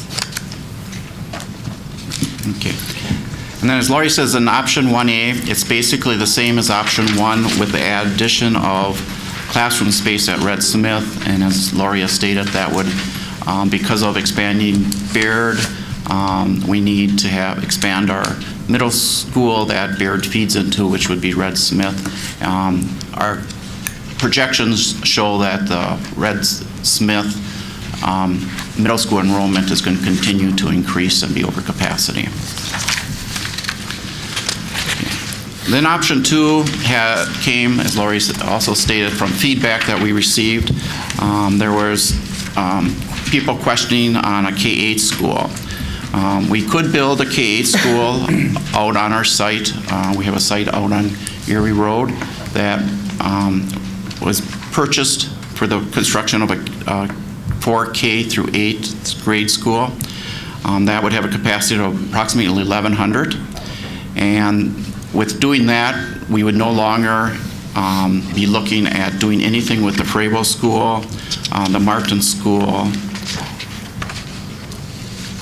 or Red Smith, because that would take care of the middle school capacity that we'd be looking at gaining at Red Smith. So that's the only difference. Everything on all these plans below the first dark line, the security projects, the fine arts projects, and the last projects remain pretty much identical in each plan. We're just talking about the top section, which are our capacity schools. Okay, and then our third option would be to go back and look at trying to get everyone back into their home school with minimum changing in boundaries. And what we would do here is Baird would be continuing to get rebuilt, Eisenhower the same as and plans, other plans. Martin, I'm going to skip over Martin right now. Red Smith, we would still add on capacity to increase that by 100 students. We have looked, Sullivan and Dan's are a very tight site. We're built pretty much up to the property line, but after looking at the amount of classrooms that are left and the amount of students that are left at the Early Learning Center, we have determined that we could add on approximately 4 to 6 classrooms onto those buildings yet and bring all of those students back to their home schools at both Sullivan and Dan's. So What that would also do is then when we looked at Martin, we wouldn't have to do as large of an addition to Martin. Martin still does need to have a separate cafeteria from the gym, so we look at building a new gym and renovating the existing gym into a cafeteria. And then there are several rooms that are being used not appropriately as far as the music is in an undersized classroom. We have OTPT in a very small office, and they do some of their OTPT in hallways. And then there's some special ed in undersized classrooms.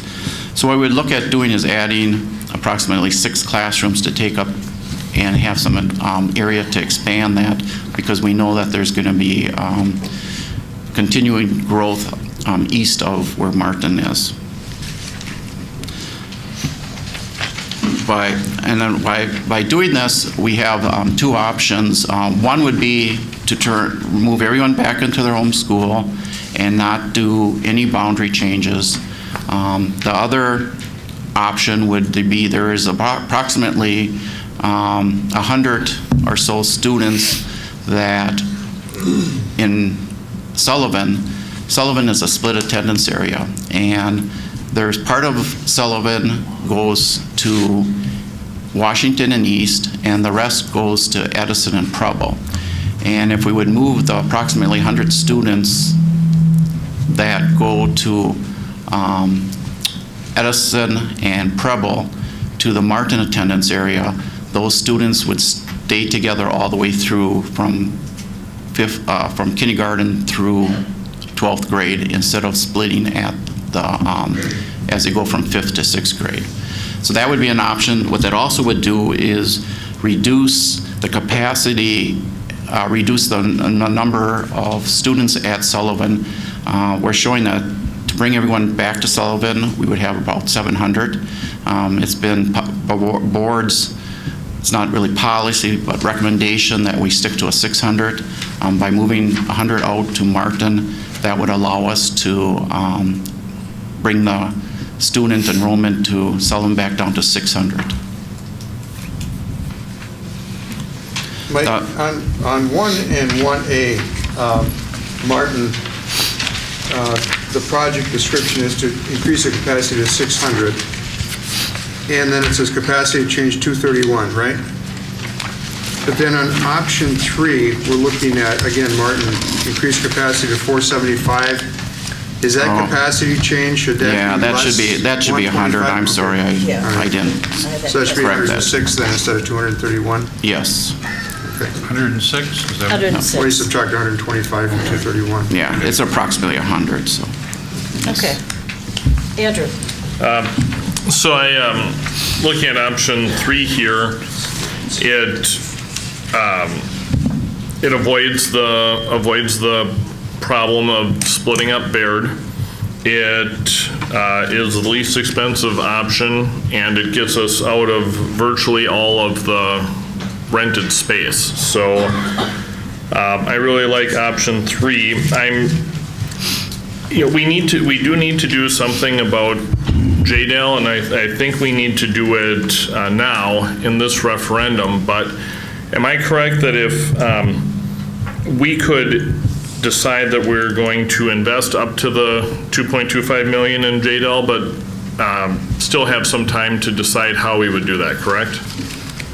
We don't have to commit today or next week that it will go in west. Things could happen that we're not aware of, right? We could be committed to moving JDAL, but we may find another place to put it, right? Is there any legal problem with that? No, that would certainly be allowable. It's just a matter of making sure that the constituencies they're voting are informed.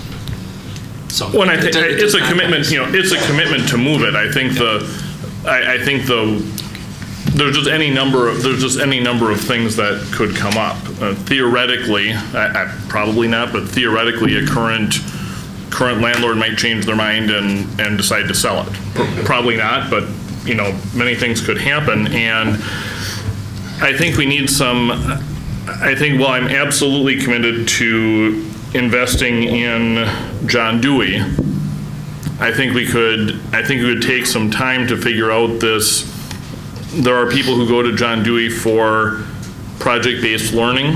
There's people who go to John Dewey for a smaller high school with more of a sense of community, and there's people who go for both. And I don't think we're gonna completely hash that out in a day or a week. And if the rules of referendums are that we just need to, clearly explain what we're doing, I think investing money to relocate Dewey to a permanent space is something we can go forward with.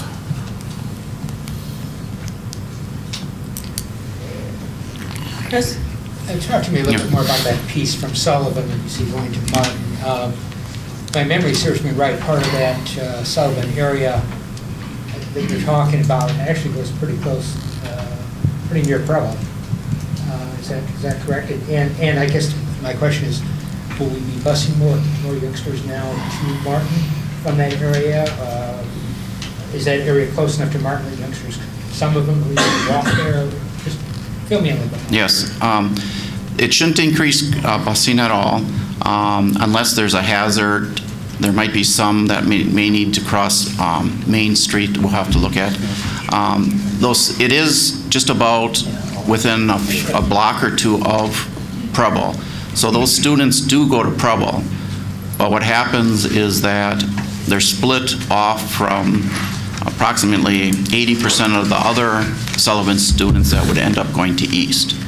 So what this does is by moving them to Martin, they would start to go to school with all the same children, and then when they get to middle school, they would go on to Edison and then Preble with the same students instead of... Yeah, thank you. That really was my question. I wasn't clear. In terms of them, that part of Sullivan switching over to Martin, is it any that much further for the Sullivan kids to go to Martin, or no, as close for many of them? I mean, give me an idea. Some of them actually would be a little bit closer to Martin. Some on the far end would be a little bit further than what it is to Sullivan right now, but the distance-wise is very minimal between the two schools. It's kind of the area that we're looking at is in between Martin on one side and Sullivan the other, so it's kind of like in the middle. So the ones that are way at the far end would be a little bit further, but the ones on the near end would be a little bit closer to Martin. So if I'm hearing you right, it's sort of going to switch. Some of the ones that are further from Sullivan are more closer to Martin. That's correct. Okay. With that, is there additional busing? And would we, any sense of grandfathering youngsters to stay at Sullivan should they and their parents wish them to stay there initially? Yeah. I don't believe there'd be any additional busing, because if we're busing anyone from the other side of Main Street to Sullivan now, and then we have to bus somebody from the opposite side to Martin, it should be a wash. I don't see it being much difference in busing. As far as grandfathering, it's always been the board's policy to allow students or families that start at a school to finish at a school. By doing the Sullivan edition and the Martin edition, we would have space that could happen. So it's not like we're moving them because we have to move them. We're moving them because we feel it might be a good choice for them to go to the same school from kindergarten through 12th instead of splitting them at. It's a logical boundary change. It's a logical, right. But I do appreciate the question about grandfathering people in to make it right. An easy transition. Right. Mike. Mike, in that the second tier of schools, the one major addition that we haven't talked about, would you explain? We're adding an additional $2.2 million for work at Jackson. Would you explain how that came about and what exactly you're going to be doing there? Right. And I did pull up Jackson. I was just going to get to that. Oh, okay. So, thank you. I think I can use this. So after we had our meeting last week, we got feedback. We had some additional feedback this evening. And Jackson is one of the schools that was in the the report that was looked at for capacity. Right now, if you can see where my pointer is, this is a library. If you look at really the way the building was designed, it was originally 2 classrooms. There was a wall here, and then it got opened up into a larger space, and it's basically 2 open classrooms that got the library. Down at the south end of the library, they teach Spanish. So it's not fully utilized only as a library, but there's Spanish class in there. Special ed is in the conference room, and then there's, in these small rooms in the back, there's speech and language. So it's very cramped.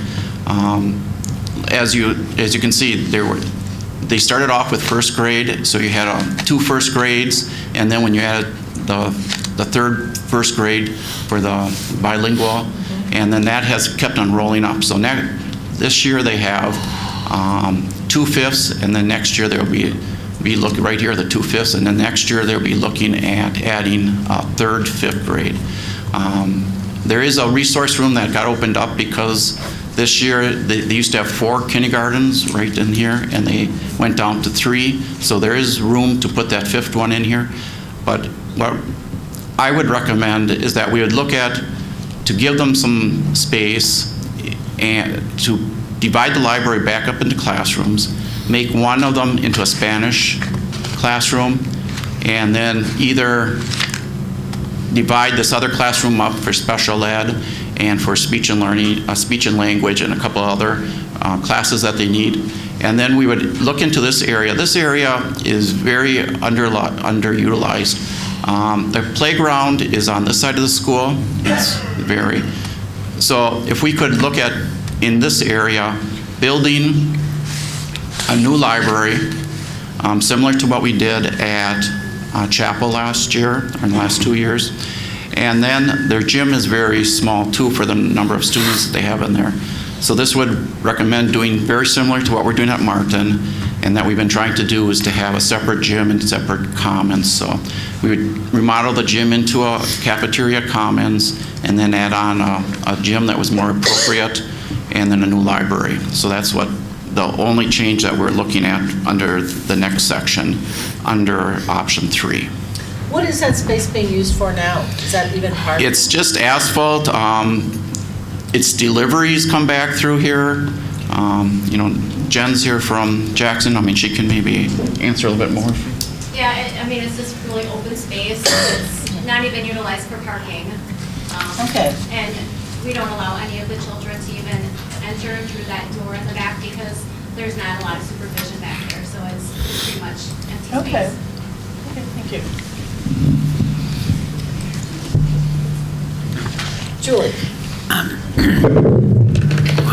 Mike, the difference between option 2 and option 3, with the new, option 2 includes the K through 8 brand new school out on the Far East Side. Could you expound on how that would change the boundaries by building a new middle school or K through 8 on the Far East Side, how that would increase the change in boundaries out there? Sure. I'll work backwards. In option 3, besides the option we have to make a logical change in the Sullivan attendance area, no boundaries will really be needed. Everyone would be able to go back to their home school and basically stay within their existing attendance areas. If we do go to option 2 and build a new K-8, that is adding almost overcapacity on the far east side. So we would have to kind of do a domino effect where we would take students that are overcapacity at Sullivan and Dan's and move those to Martin. We would then need to move some of the Martin students out to the new K-8 along with some of the Barrett students, and possibly move some students from McAuliffe over there. So it would be moving several attendance area to move students basically that are more in the city further to the east. The other question I have is regarding Frabel, and that it's removed from option 2 and option 3, and then Frabel would remain as utilized as what? Because you're going to be taking some of the children and putting them back to their home school districts? Right. Or school? Yeah, we're looking at that right now. There's several uses. I mean, it could still be used as partial of a learning, early learning center. There's about 75 students, I believe, that are at the early learning center that are not Dan Sullivan or Eisenhower students that we'd still need to place. We're looking at other overflow space. And what that does do is that we know that there's going to be a lot of development taking place on the east side. And if we can have a little capacity there, it'll give us some breathing room, especially at the elementary, as some of those developments start taking place, that we could at least have some classroom space that we could utilize. There's different, looking at it is, can it help out on any of our other overcapacity at the middle or high school by moving some programs too. So we're studying what that building could actually use, but there's a lot of site there and a lot of possibilities that that building could be used for.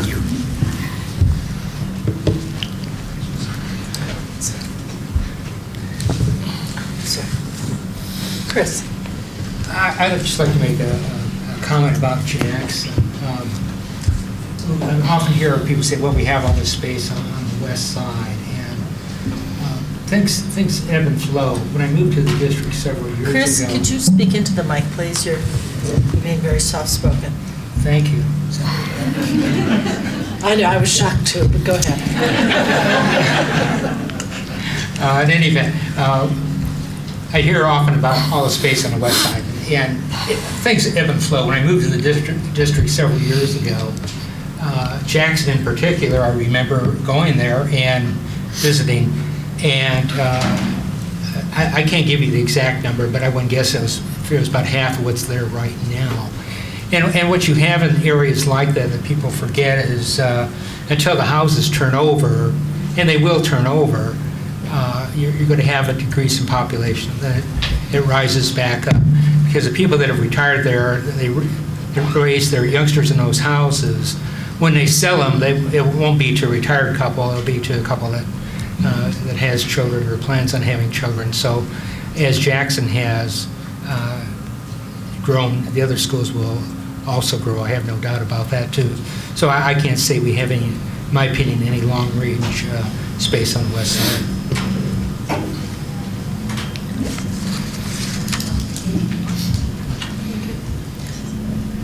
Any other questions, concerns about any of the options we've been presented with? I would just like to weigh in. First of all, I'd like to thank the staff. I know in the last week, since our last meeting, spends an awful lot of time taking into consideration calls and letters and emails that staff have gotten, and also that board members had gotten. And I think option 3 really responds to, I think, almost all the concerns or needs.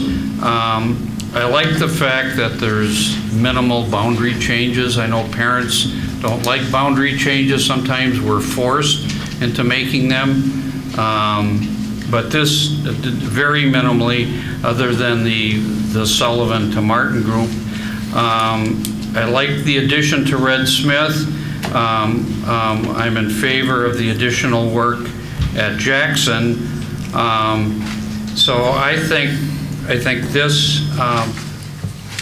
option 3 is an improvement over option 1. I know with the Fravel proposal, I know there was concern among a fair number of Baird parents that they didn't want to split their attendance area, and I understand that. Parents like the dual immersion program at Baird. Not that they had anything against Fravel, but I think they wanted to stay as a neighborhood school, which I understand.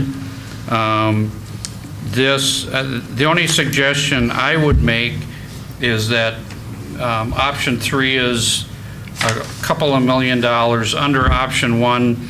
I think on the bottom where we talk about district-wide areas for community services, we have a lot of schools that have a need there.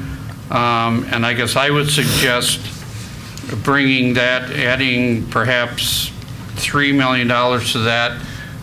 The figure of $70.9 million has been in the media and in the community, and so I would suggest that we bring that figure up to the $70.9 million, so then it would be the same amount that we've discussed the last several weeks. Chris? I have a couple of comments, but I'll go back to the last comment by Mr. Blecka. I'm on the fence on that particular recommendation, adding more money there, unless by the time we actually vote on it. I would have a little more direction or what that money's really going for. Right now, it seems a little general to me as to where it's going. I understand the concept, and I have no problem with the concept, but I just like that fleshed out a little bit. In terms of Vrabel, it was mentioned, in my opinion, we're eventually going to use Vrabel, that site. I think it's a very good location, east side. I think it's a little premature right now. I don't know whether we have all the land we need right now there. If we don't, maybe now's the time to expand our property in that particular area for the future. I think that'd be a wise thing to do. I am pleased about Baird, that it will remain a neighborhood school in its current location. Full disclosure, I live in that area. My 3 youngsters went to Baird. They walked on the side streets that had no sidewalks, which really bothered me when I moved here, but people seem to do it around here. John Dewey Academy, I appreciate the concerns about not having it in a separate facility with its identity that a separate facility provides. If in a perfect world, I would like to keep that and even have more such programs. But we don't live in a perfect world. But I do think as we move forward looking at it, we have to, and I think we can, take care of the major concerns that that community has should we move it to west. Thank you. Thank you. Andrew?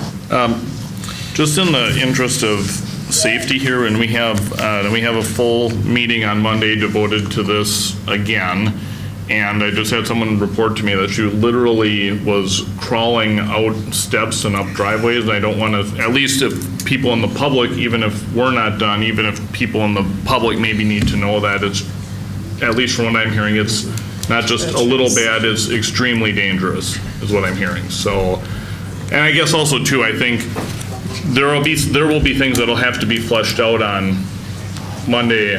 Actually, we are in a position where we need to try to hone in on what Are we making motions? Get the resolutions. We need to be able to get the resolution. So on Monday's meeting, there will not be opportunity for public input. On the other hand, I appreciate all of the public input that we received tonight, and I understand completely why, because of the weather, people would want to flee. Okay, I guess, do we have to vote then? I mean, I think. Andy? Yeah, please. So it's my intention that late tonight after this board meeting, or even the first call or email that I send in the morning, is going to be our bond counsel at Quarles and Brady. I'm going to be giving them updated numbers on both the construction, if that proceeds, if I continue to get a thumbs up, as well as an operational referendum. I need the dollar amount for the construction. For an operational, I need a dollar amount and a length of time. And that has to be tonight, because from tomorrow morning until Thursday, we would like to make this public. We would like to make the resolution as well as the formal ballots made public, attach it to Neptune for a Monday night's meeting. There really isn't, there should not be time this coming Monday on the 23rd to discuss this. Okay, so do I have to make, if I want the John Dewey to, I mean, all the proposals have the same amount of money for John Dewey. If I want, if I would like to have John Dewey have the money invested in it, but maintain flexibility to think about options, do I have to make that as a motion, or is that not necessary if we all agree on the dollar amount? we could reword it to say $2,250,000 for the relocation or renovation of Yeah, there you go. John Dewey, and then Right, not. Just like with that Head Start grant that they applied for, and it said Right. for purchase or renovation of, Right. so. That keeps the option open. On one hand, it is nice, the idea of using space that we have, capacity that we have, but to the point of several people who spoke tonight, I think we do need to make certain that it's going to work. Then we have more time to Right. We do have talk time. about that. Can I ask for clarification on that, please? So, continue exploring relocating John Dewey Academy of Learning in one of our existing buildings? Well, no, I don't think you Maybe. need to say that. I mean, we don't, I'm saying we don't need to know that tonight. We need to know what we're doing with the money. And the reason that I'm asking, and I do not want to confuse the topic by any means, but in the event we were to purchase something, so if there's a piece of property downtown, it was on the bus lines near east, and it came up for sale, we need to know that, because in that resolution and on the actual ballot would need to state the acquisition of land and/or property. So as of right now, I do not have that in the resolution. We briefly spoke about it last week. I think there's, so if we wanted that, I just wouldn't want to confuse the topic, because if this is an uncertainty at this point in time, but if we did not have it. So can you just put an or in there in the right spot and then remodel or relocate? I mean, can you just? Relocation doesn't. What is it that you need then for? I need to say that to we're gonna address be- the possibility of purchasing and, I mean, either renovating, relocating through purchase? Acquisition of land. Just put in possible Possible acquisition. acquisition of land. And then we can just not Yes. buy it if we're doing something else. Because that has, I mean, you have been exploring, We have been. and nothing has jumped out of this. If I could. Go ahead, Michelle. I think one of the important pieces then will have to be the clarity around what that dollar amount could not exceed for the purchase of land. Is that, We wouldn't need to get that specific for the resolution or the ballot, but I but it think would again. be in the public interest. Yes. Right. Yep. We might, I mean, a new plan might develop, a new option might be available 6 Right. months from now that would be That isn't. buying a building and it's less money, or maybe not. Maybe it's just go with the original plan from tonight. Does that Yep, work that's for what I you? needed. Thank you. Can clarify? Okay, Michelle. If I could just talk a little bit about the additional dollars, the 2.5 million district-wide, to talk a little more specifically. One of the things that the task force really brought out was the importance of equity and access. And I know that I've had some conversations with a task force member in particular, talking about spaces for health services, mental health services, social workers, out-of-school time partners and programs and services. Right now, for example, with Oral Health Partners, we have 16 schools where they come in and have facilities. We talked last week a little bit more specifically about the social workers and the mental health program opportunities that we're getting with the community. And I know that Dr. Warren isn't here right now, but she and I, along with Tim Weinberg from the head of the task force, actually met with the Community Foundation, and they have great interest in providing supports and more opportunities for different programs and services in our schools. So I just thought I'd put that out there at this time as this discussion continues, and we could certainly flesh out even more details. And I think that there's just a wide variety of needs and opportunities in that particular piece as well, to look at those service partners. So I just put that out there as well. Julie. Mike, could you just address, I know there were concerns, can you hear me? Concerns about the Baird, the parking and access and dropping, and I know that you showed kind of that the school be built behind it, that you would be addressing that situation as far as the access to getting into the school.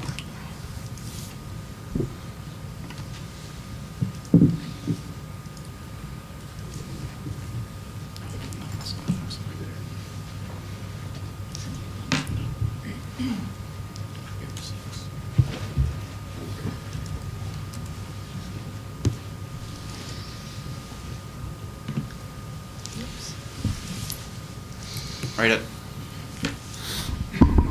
okay, at Baird, we would have to do a land swap because we only own the eastern portion of that property where the school is presently located. The rest, everything to the west is city park property. So we've been working with them to do a land swap. What we'd be looking at doing is moving the parking lot and probably the bus turnout up to Humboldt, but we'd leave Laverne still as a student drop-off, parent pickup, parents park along Laverne. So we'd try to spread it out as much as we can. Every school that we have, it's very difficult at the last 15 minutes of the day. I mean, we get called out to just about every school because of the amount of traffic and pickup that when at the end of the dismissal day. But what we try to do is kind of spread it out and keep the bus traffic and everything on Humboldt.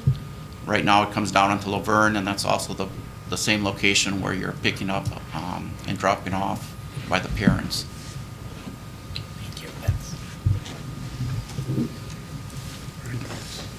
Any other questions or comments? I have a comment. Actually, this could be an improvement because the driveway you have in your diagram there could have it for buses only. So it gets buses off the street. Right. And provide more spaces for the parent or grandparent pickup. Right. All right. I'm okay with the 70.9 total. That's the Mike's right. That's the figure we've gotten out there. There's plenty of. We have to decide an amount tonight. Right. That's what we've been communicating. I'm good with it. Then that would add 2.65 million Bring it up to the bottom. 5.125, but I agree with Chris as far as, I'm kind of on the fence on that as well without some more specifics about what that looks like. I understand the needs are there, but I think we need more specifics around it before I'm comfortable saying double it. If we're looking to round up to the 70.9, might we consider adding another million to the John Dewey project if we're going to be entertaining other options, and then have it the 4.125?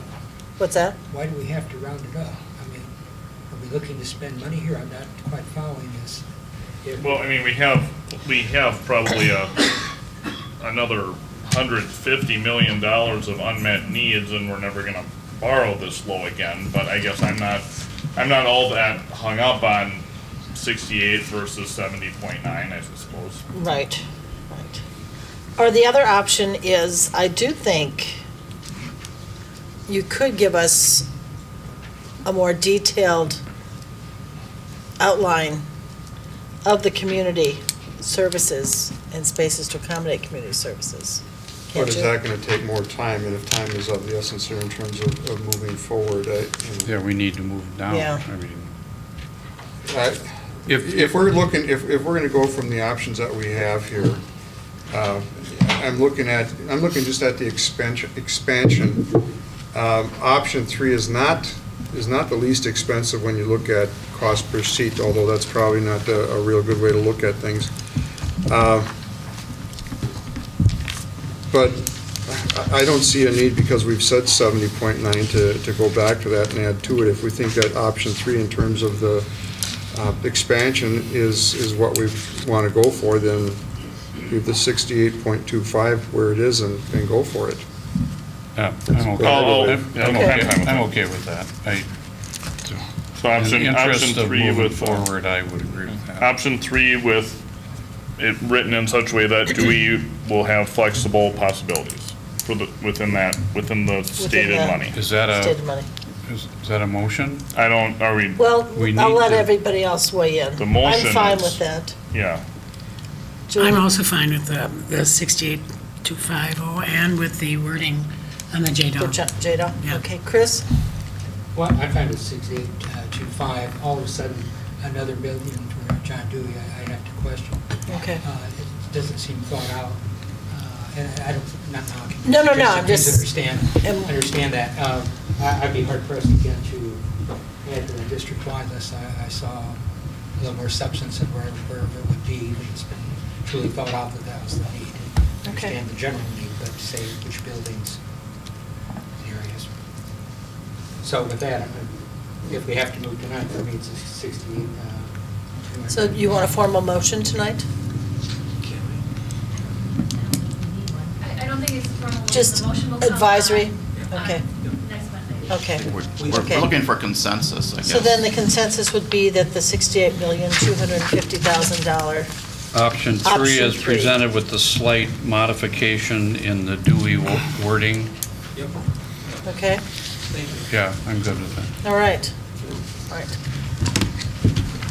Are we discussing the operational piece tonight? Okay, Yeah, good with that. okay.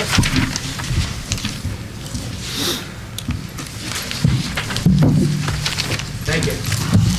Thanks, Lori, Mike.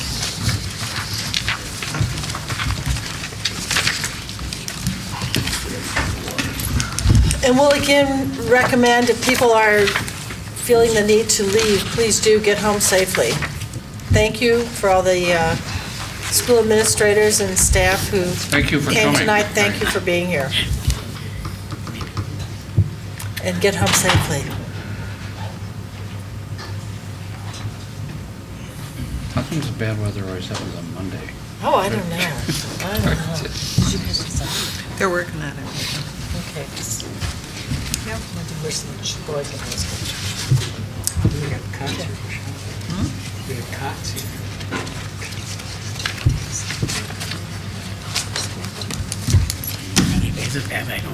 All right, Andrew. Okay, all right, thank you. Similar to the referendum for facilities that we just discussed, we have an operational referendum discussion ahead of us tonight. And I, again, as of last week, I wanted to walk away with a couple of goals. Number one was just to make sure that both you as well as the audience was aware of exactly what a referendum entails, an operational referendum is, since it's not something that we've utilized in the past. The second thing is to understand the timeline, and similar to the construction referendum, is that it's the district's need at this point in time to have something finalized this evening, both a dollar amount as well as a time defined. Whether that's a recurring, which means it's in perpetuity, or non-recurring, which means we would define a certain number of years that the district would have access to that dollar amount. The final thing is that making sure that we understood that this is something that we could afford. And I've got some new information, a little bit of new information, but really what this is just having a discussion to help finalize this process. I shared information last week in a PowerPoint. Started off in relation to the district mission, vision, district strategic priorities, kind of sharing some of the awesome stuff that we're doing. We've been making investments in our programs and services. However, we've had limited revenues for the last 6 years, including the CPI. We're about $691 below the state. We would have had access to an additional $691 per student, would have translated to a little over $15 million. I shared a link in the write-up this week. So the Legislative Fiscal Bureau, a fairly nonpartisan group, put together a comparison using last year's numbers. We're $16.55 million below the state average. We've shared the $15 million, and I have to admit it was a fairly arbitrary number. It's a round number, but when you compare the state average to where we need to be, and then compare that to really what we can afford, I think that's where the discussion needs to lie. So this evening, wanted to have some discussion about what we might like to proceed with.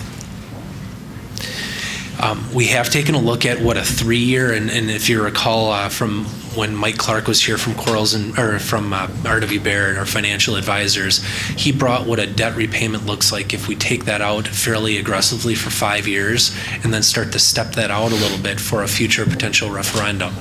I did speak with Mike about this, and even taking a look at the dollar amount that was just approved, his conservative numbers, both on our property values, the interest rates and whatnot, taking that and even being able to step something out after 3 years in taking a look at something. So we have a lot of flexibility with what the debt repayment looks like, maintaining that flat mill rate, the taxation rate at the $10.16.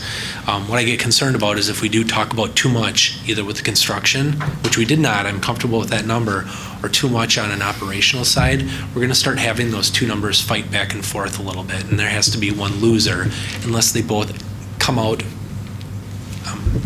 fairly equal, I guess. Andy, didn't you initially a couple weeks ago, when you projected keeping the tax rate at $10.15 a thousand, didn't you include 80 million for construction and 15 for, so if we go down to, what is it, 68,250,000, is there a possibility that, and if we kept with the 15 million, is there a possibility that the tax rate could decrease slightly? Yeah, we can address that a couple of different ways. Number one is if the board wished to proceed with something a little bit more than the 15 or the $16.5 million for the operational. The second thing is that we could just get a little bit more aggressive on that debt repayment for the construction bond. We could even keep things out a little bit, and much, again, Mike Clark, as he indicated, what we've done the last few years, even if it's just $1 million or $2 on an annual basis, keeping that mill rate flat, we can defease the debt.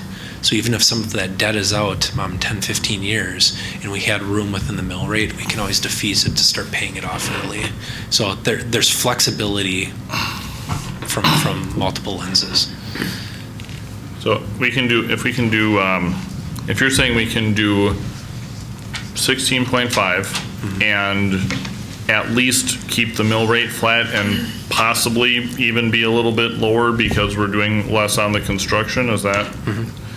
Then I think, I don't think we need to go above the state average to meet our needs. I think this takes us basically right up to it. So I would support a revenue limit of 16.5, and I think just because there's been some concern, I would hate to have any confusion about a recurring nature kill the whole thing. So I would suggest probably a fixed term, but a long fixed term. Maybe 16.5 for 15 years. Then 15 years will be a whole new world of finance funding, either one way or the other, and then we could redo it. I wouldn't have a problem with 10 either, but I wouldn't want to go shorter. I think 15, it's going to look like it's recurring forever. I mean, I don't think that far out. 10? 16.5 for 10 years?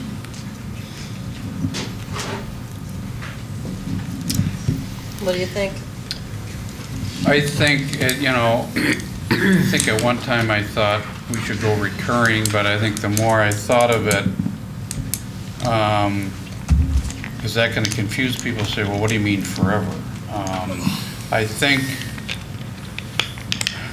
we need to set a certain time. I mean, some districts do 3 to 5. I think that's too short. I would say if we do something in the 8 to 10 range, I think is more saleable. The more I think of it, I think a recurring is a little tough to sell. And I mirror that, Mike. I too thought that recurring was the way to go initially, and I still think makes a lot of sense given what we know, but from what I'm hearing, that would be a very, very hard sell. And you said 8 to 10, I'm thinking 5 to 7, frankly. Well, 10, I guess I think with 10, there's a chance that we'll have some kind of a funding formula in 10 years that's remotely fair to Green Bay, to districts with higher special needs populations, high-cost students, fair treatment in the funding formula for English language learners. I could see it happening in 10 years. I wouldn't even dream of it being fixed in 5. if I could. Sure. I had Mr. Ho kind of get some background information just so you could understand what has been moving in the state. I know that we're local, so I just thought that might be helpful. He's been doing a lot of research on referendums, just to give you what's been working. I think that also know that the legislature will be looking at the funding formula, and it will take time. I mean, Representative Kitchens talked about that in his interview, that this is not going to be a quick fix. So to your point, Mr. Becker, it isn't going to be a fast change, but I do think that at least there's people willing and recognizing that there are winners and losers right now, and I think that's helpful. I don't know if you have that data just to share. I don't even know if you'll find it helpful, but I had him look it up for you. Yeah, I have, and I'm just looking on the internet for this information, so this is easy to gather from any public member, but I like to use the July 1st, 2011 data as an important milestone when Act 10 went into effect, because what we've noticed is there's been a pretty good shift in the success rates of referenda after that point. In fact, of debt referenda, it's been 66% successful for all questions. For non-recurring, 73%, and for recurring, 70%. So since that time until the last election period in November, it's been very successful across the state. In particular, and there have been many of them, a recurring referenda, which was pretty unheard of, more than 5 years ago. But more recently, the recurring referenda that's happened in that same time period, 38 successful recurring referenda, and many of them, even some large ones, like for example Madison recently, was a large recurring referenda. So they're becoming more popular among school districts, and it's something that I think in the new age of school finance, I think you're seeing more districts take advantage of that. So just as one piece of information.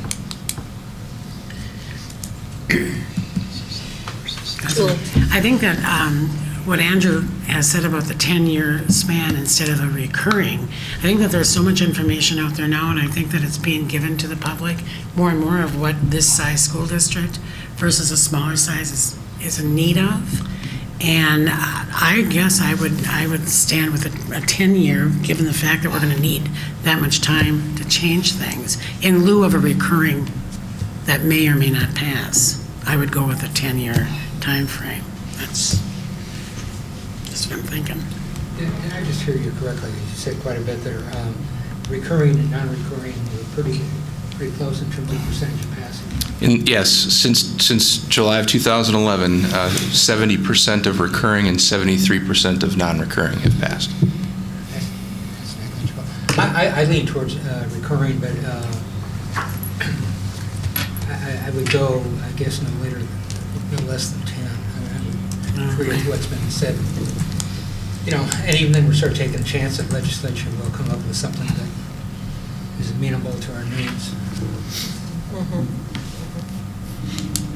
I think the thing that makes the most mathematical sense is recurring, but I've gotten a couple of comments, and we have to decide tonight, and I think 10,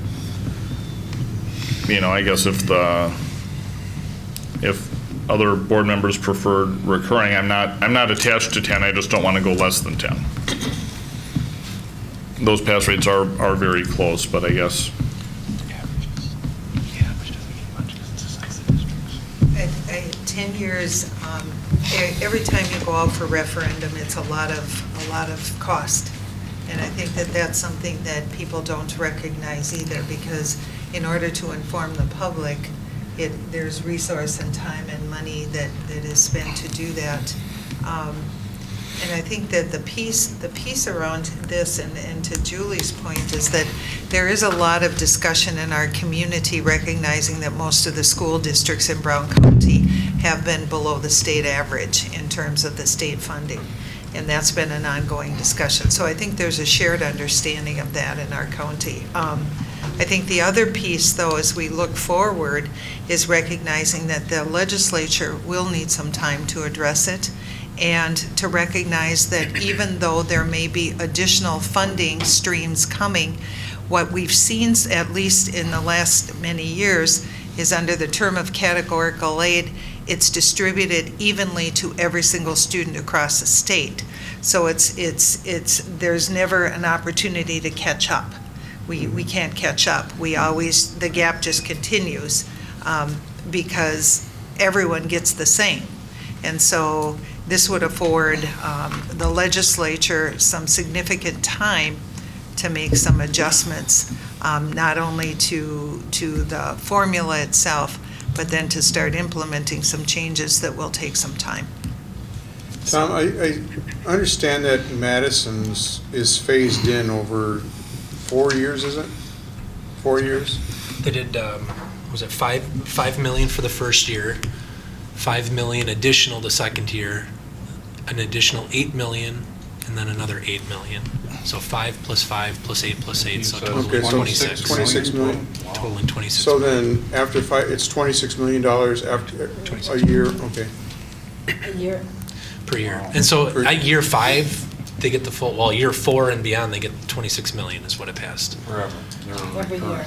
In perpetuity. Let's use the And word per perpetuity. pupil, they're getting right now how much more than Green Bay? Madison already receives, is it $2,000? About $2,000 per pupil, more than Green Bay. Per student. Per student. Per student. This is another 1,000. They're about 27,000, 28,000 students, so There'll be 3,000. there'll be about 3,000, after 4 years, there'll be about $3,000 per student more than the Green Bay schools. This is their second, they've already had a previous recurring referendum. They've So already what had we're one talking years about ago. right now, whether it be 15 or 16 and a half or 18, is basically to meet expenses where we are right now, but it doesn't help us That's- 5 years from now, does it? That's one of the points that I wanted to make and emphasize. And again, it's what we can afford without increasing that mill rate. This is very vital. We need this to pass. So I wouldn't want to compromise that. But the one thing that we don't know about, and the one operational, well, I've been a part of 2 operational referendums, but the one was we had a 5-year debt, and we picked the middle debt because we knew that in year 1 we would be adding to fund balance, but then in year 5 we'd be using that fund balance. So it was averaged it out. I think the one point that you're trying to make is that this is to get us to the state average right now. I think an important part that I wanted to understand is what's the future increases in our revenue limit that the governor or the state is going to allow. I don't think it's going to be. I'm not very optimistic, and I apologize for that, but I do get worried 3, 4, 5 years from now that if we continue to see no increases in the revenue limit, the financial status of our district is compromised. To the extent of which it is dependent on how we handle it. But you're correct. Yeah. So looking at the, and maybe you haven't delved this deep into it, but in looking at the operational referenda that has succeeded, do you get any indication what that's doing to the mill rates in those districts? Are they also staying flat, or I would imagine that something like with Madison, they got to be increasing. Yeah, that's a good question. And the scope of my research for my topic is strictly debt referenda, so I don't have specific data, but I know anecdotally by looking at lots of information about this, it's pretty unusual that communities would have a referendum that wouldn't increase the mill rate. It's not very common. Well, Howard Swamico is going out for $4 million on a recurring, and they are having a fairly sizable increase in their tax rate with that. And whether this is interesting information or not, in Madison is a different community, obviously, but 108,000 in favor of that vote, 37,000 against. So it's a pretty good margin in that vote for that. 3 to 1. That's Madison. Yeah, it's totally different. It is, but at the same time, you look at, I think people in Green Bay have been very supportive of what the school board historically has asked for. I would agree. Plus that was a presidential election as well, more votes. I'm going to say, okay, I'm going to 16.5 for 10. Or if someone wants to do it recurring, I would probably agree too. I think, I agree with Andrew. I think a recurring is preferable, but we also need to sell this to the community, both of them.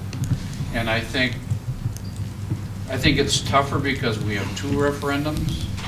Sometimes when there's more than one referendum, people say, well, I'll vote for one of them. And these will be two different questions. And they will be two, so I would prefer recurring, but I think to be realistic, and this community's much more conservative than Madison. I think we all know that. I think I would support the 16.5 million for 10 years. I have the same feeling that Mike and Andrew both have. I would love to see it recurring, but I don't want to see it fail. So I guess I would go with the 16.5 for 10, just so that it gets through.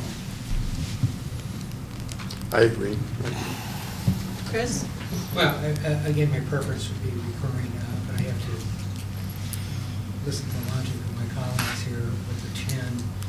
Certainly, should we run into troubles in district and the state not come through, it would mean going back again for an operational referendum, and I think we'd have to let people know that. Andrew, or Andy, let me ask you this. I think you can, let's say in 5 years from now, the board is faced with no increase in the revenue limit, and the $17–18 million hole we find ourselves in a year is 25 million. Can we go with another referendum and change that referendum in the, like, say, after 5 years, or do we have to stick with that for 10 years? Yeah, so that would be the revenue limit authority for, if you said 16.5 for 10 years, you would still have that additional authority for, after 5, you would continue to have it for another 5. If the board wanted to, wished for whatever reason, wanted to proceed with an additional question, you can always do that, and it would be in addition to. We could do another question for another 10 million, and then it would be 20. It would be the 16.5 plus another 10. 16.5, yeah, Yep. 16.5, let's say we wanted to do another 15, so. Hypothetically, yes. Okay. Yep. Okay, so then you would combine those for the last 5 years of the existing referendum, and then however long we said the next referendum would be. Say it's another 10 years. So we would get both of those figures for 5 years, that and then whatever, overlap time. for the 5-year overlap, and then the next 5 years, whatever the other referendum would be. Okay, I think that gives us enough flexibility that 4 or 5 years from now, the board says, well, we're still falling behind, and state didn't do what it told us it was going to do on revenue limits, and, okay, all right. That may be more marketable Right. than Yeah. recurring. Yep. And by then, new property values, Right. we'll have known what's going on with the economy and the current legislature, both state and national. Okay, all right. Another encouraging piece of information before I leave is that since 1993, when revenue limits were put into place, Green Bay has passed 9 referenda, all by significant margins. So the community has been very supportive. The community has been supportive. Yes. We lost one. Okay. Thank you. That gives you enough to, I got what I have what I need. thank Yep. you very much. Okay, we are going to rip through the rest of this. Monitoring reports have been postponed. No legal update, good answer. No intercity student council, legislative liaison, you have 3 minutes. All right, I was going to do that very quickly. The resolutions, I want to thank the staff for reviewing these. In the past, we've called them to the table. In the interest of time, we won't do that. Chris, I'm fairly familiar with these. If you want to get together a half hour before the delegate assembly, and you and I can go through these, I'll just make a couple of quick comments. The first resolution, staff had recommended an amendment that the beginning of school year extend to all pre-K-12 districts. There is an existing WSB resolution already on the books This resolution was to kind of get the foot in the door, because the tourism industry has always opposed that, saying we need those kids to work for us all summer. Obviously, kids in pre-K 8 aren't your summer employees in tourism. So that resolution is kind of a foot in the door resolution, but we don't need to make that amendment because that's already on the books. And then the resolution 2 and 3 are Green Bay resolutions. So we need obviously to strongly support those, and hopefully we'll get support from other school districts. The other two other quick things, the second item on there was the governor's state of the state. He said he will pledge to offer substantial increases to public schools in the revenue limits, so let's hope that that's true.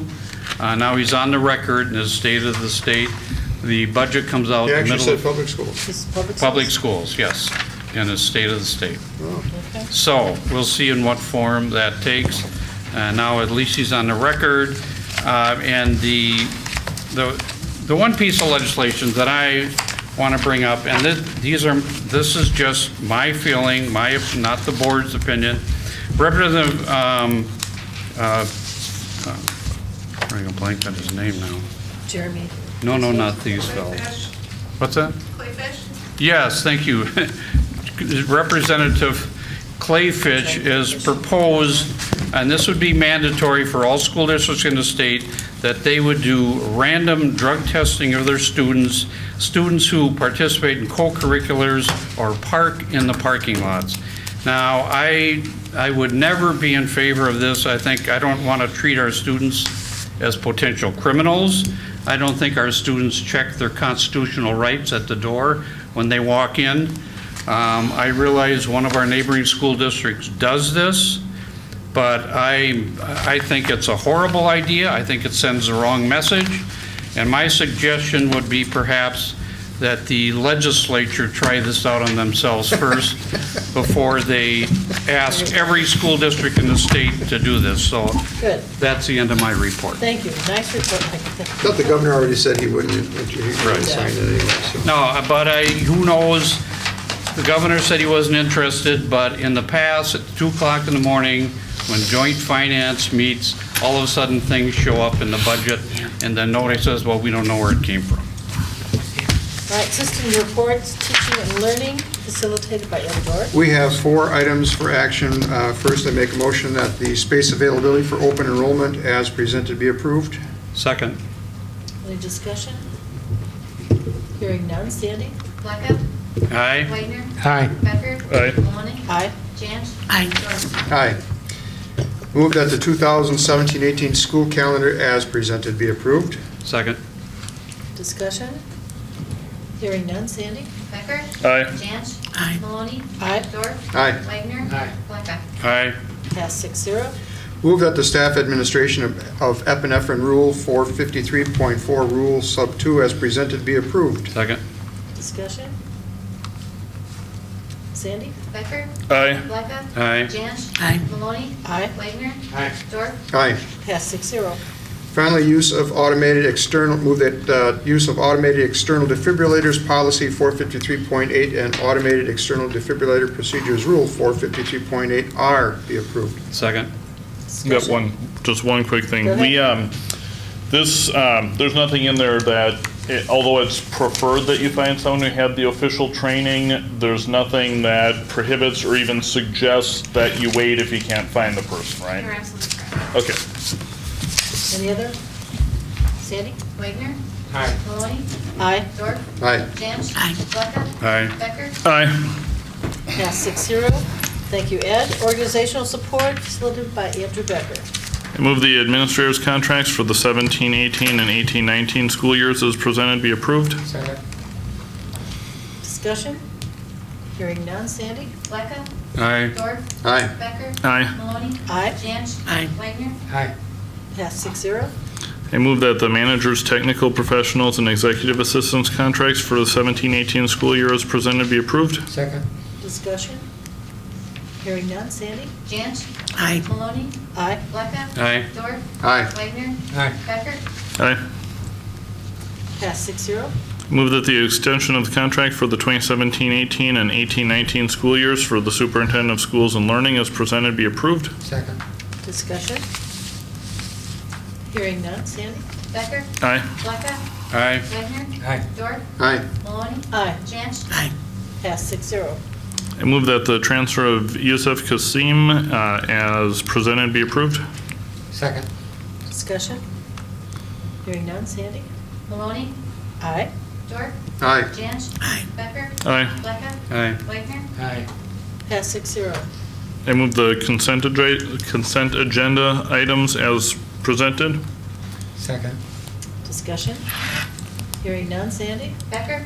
Aye. Blackout? Aye. Jantz? Aye. Maloney? Aye. Wagner? Aye. Dorf? Aye. That, Move to adjourn. thank you very much. Sue seconds. All in favor? Aye. Get home safely. We're not doing our closed session. I believe the closed session has been Cancelled. postponed. Postponed. Okay. Just let you know,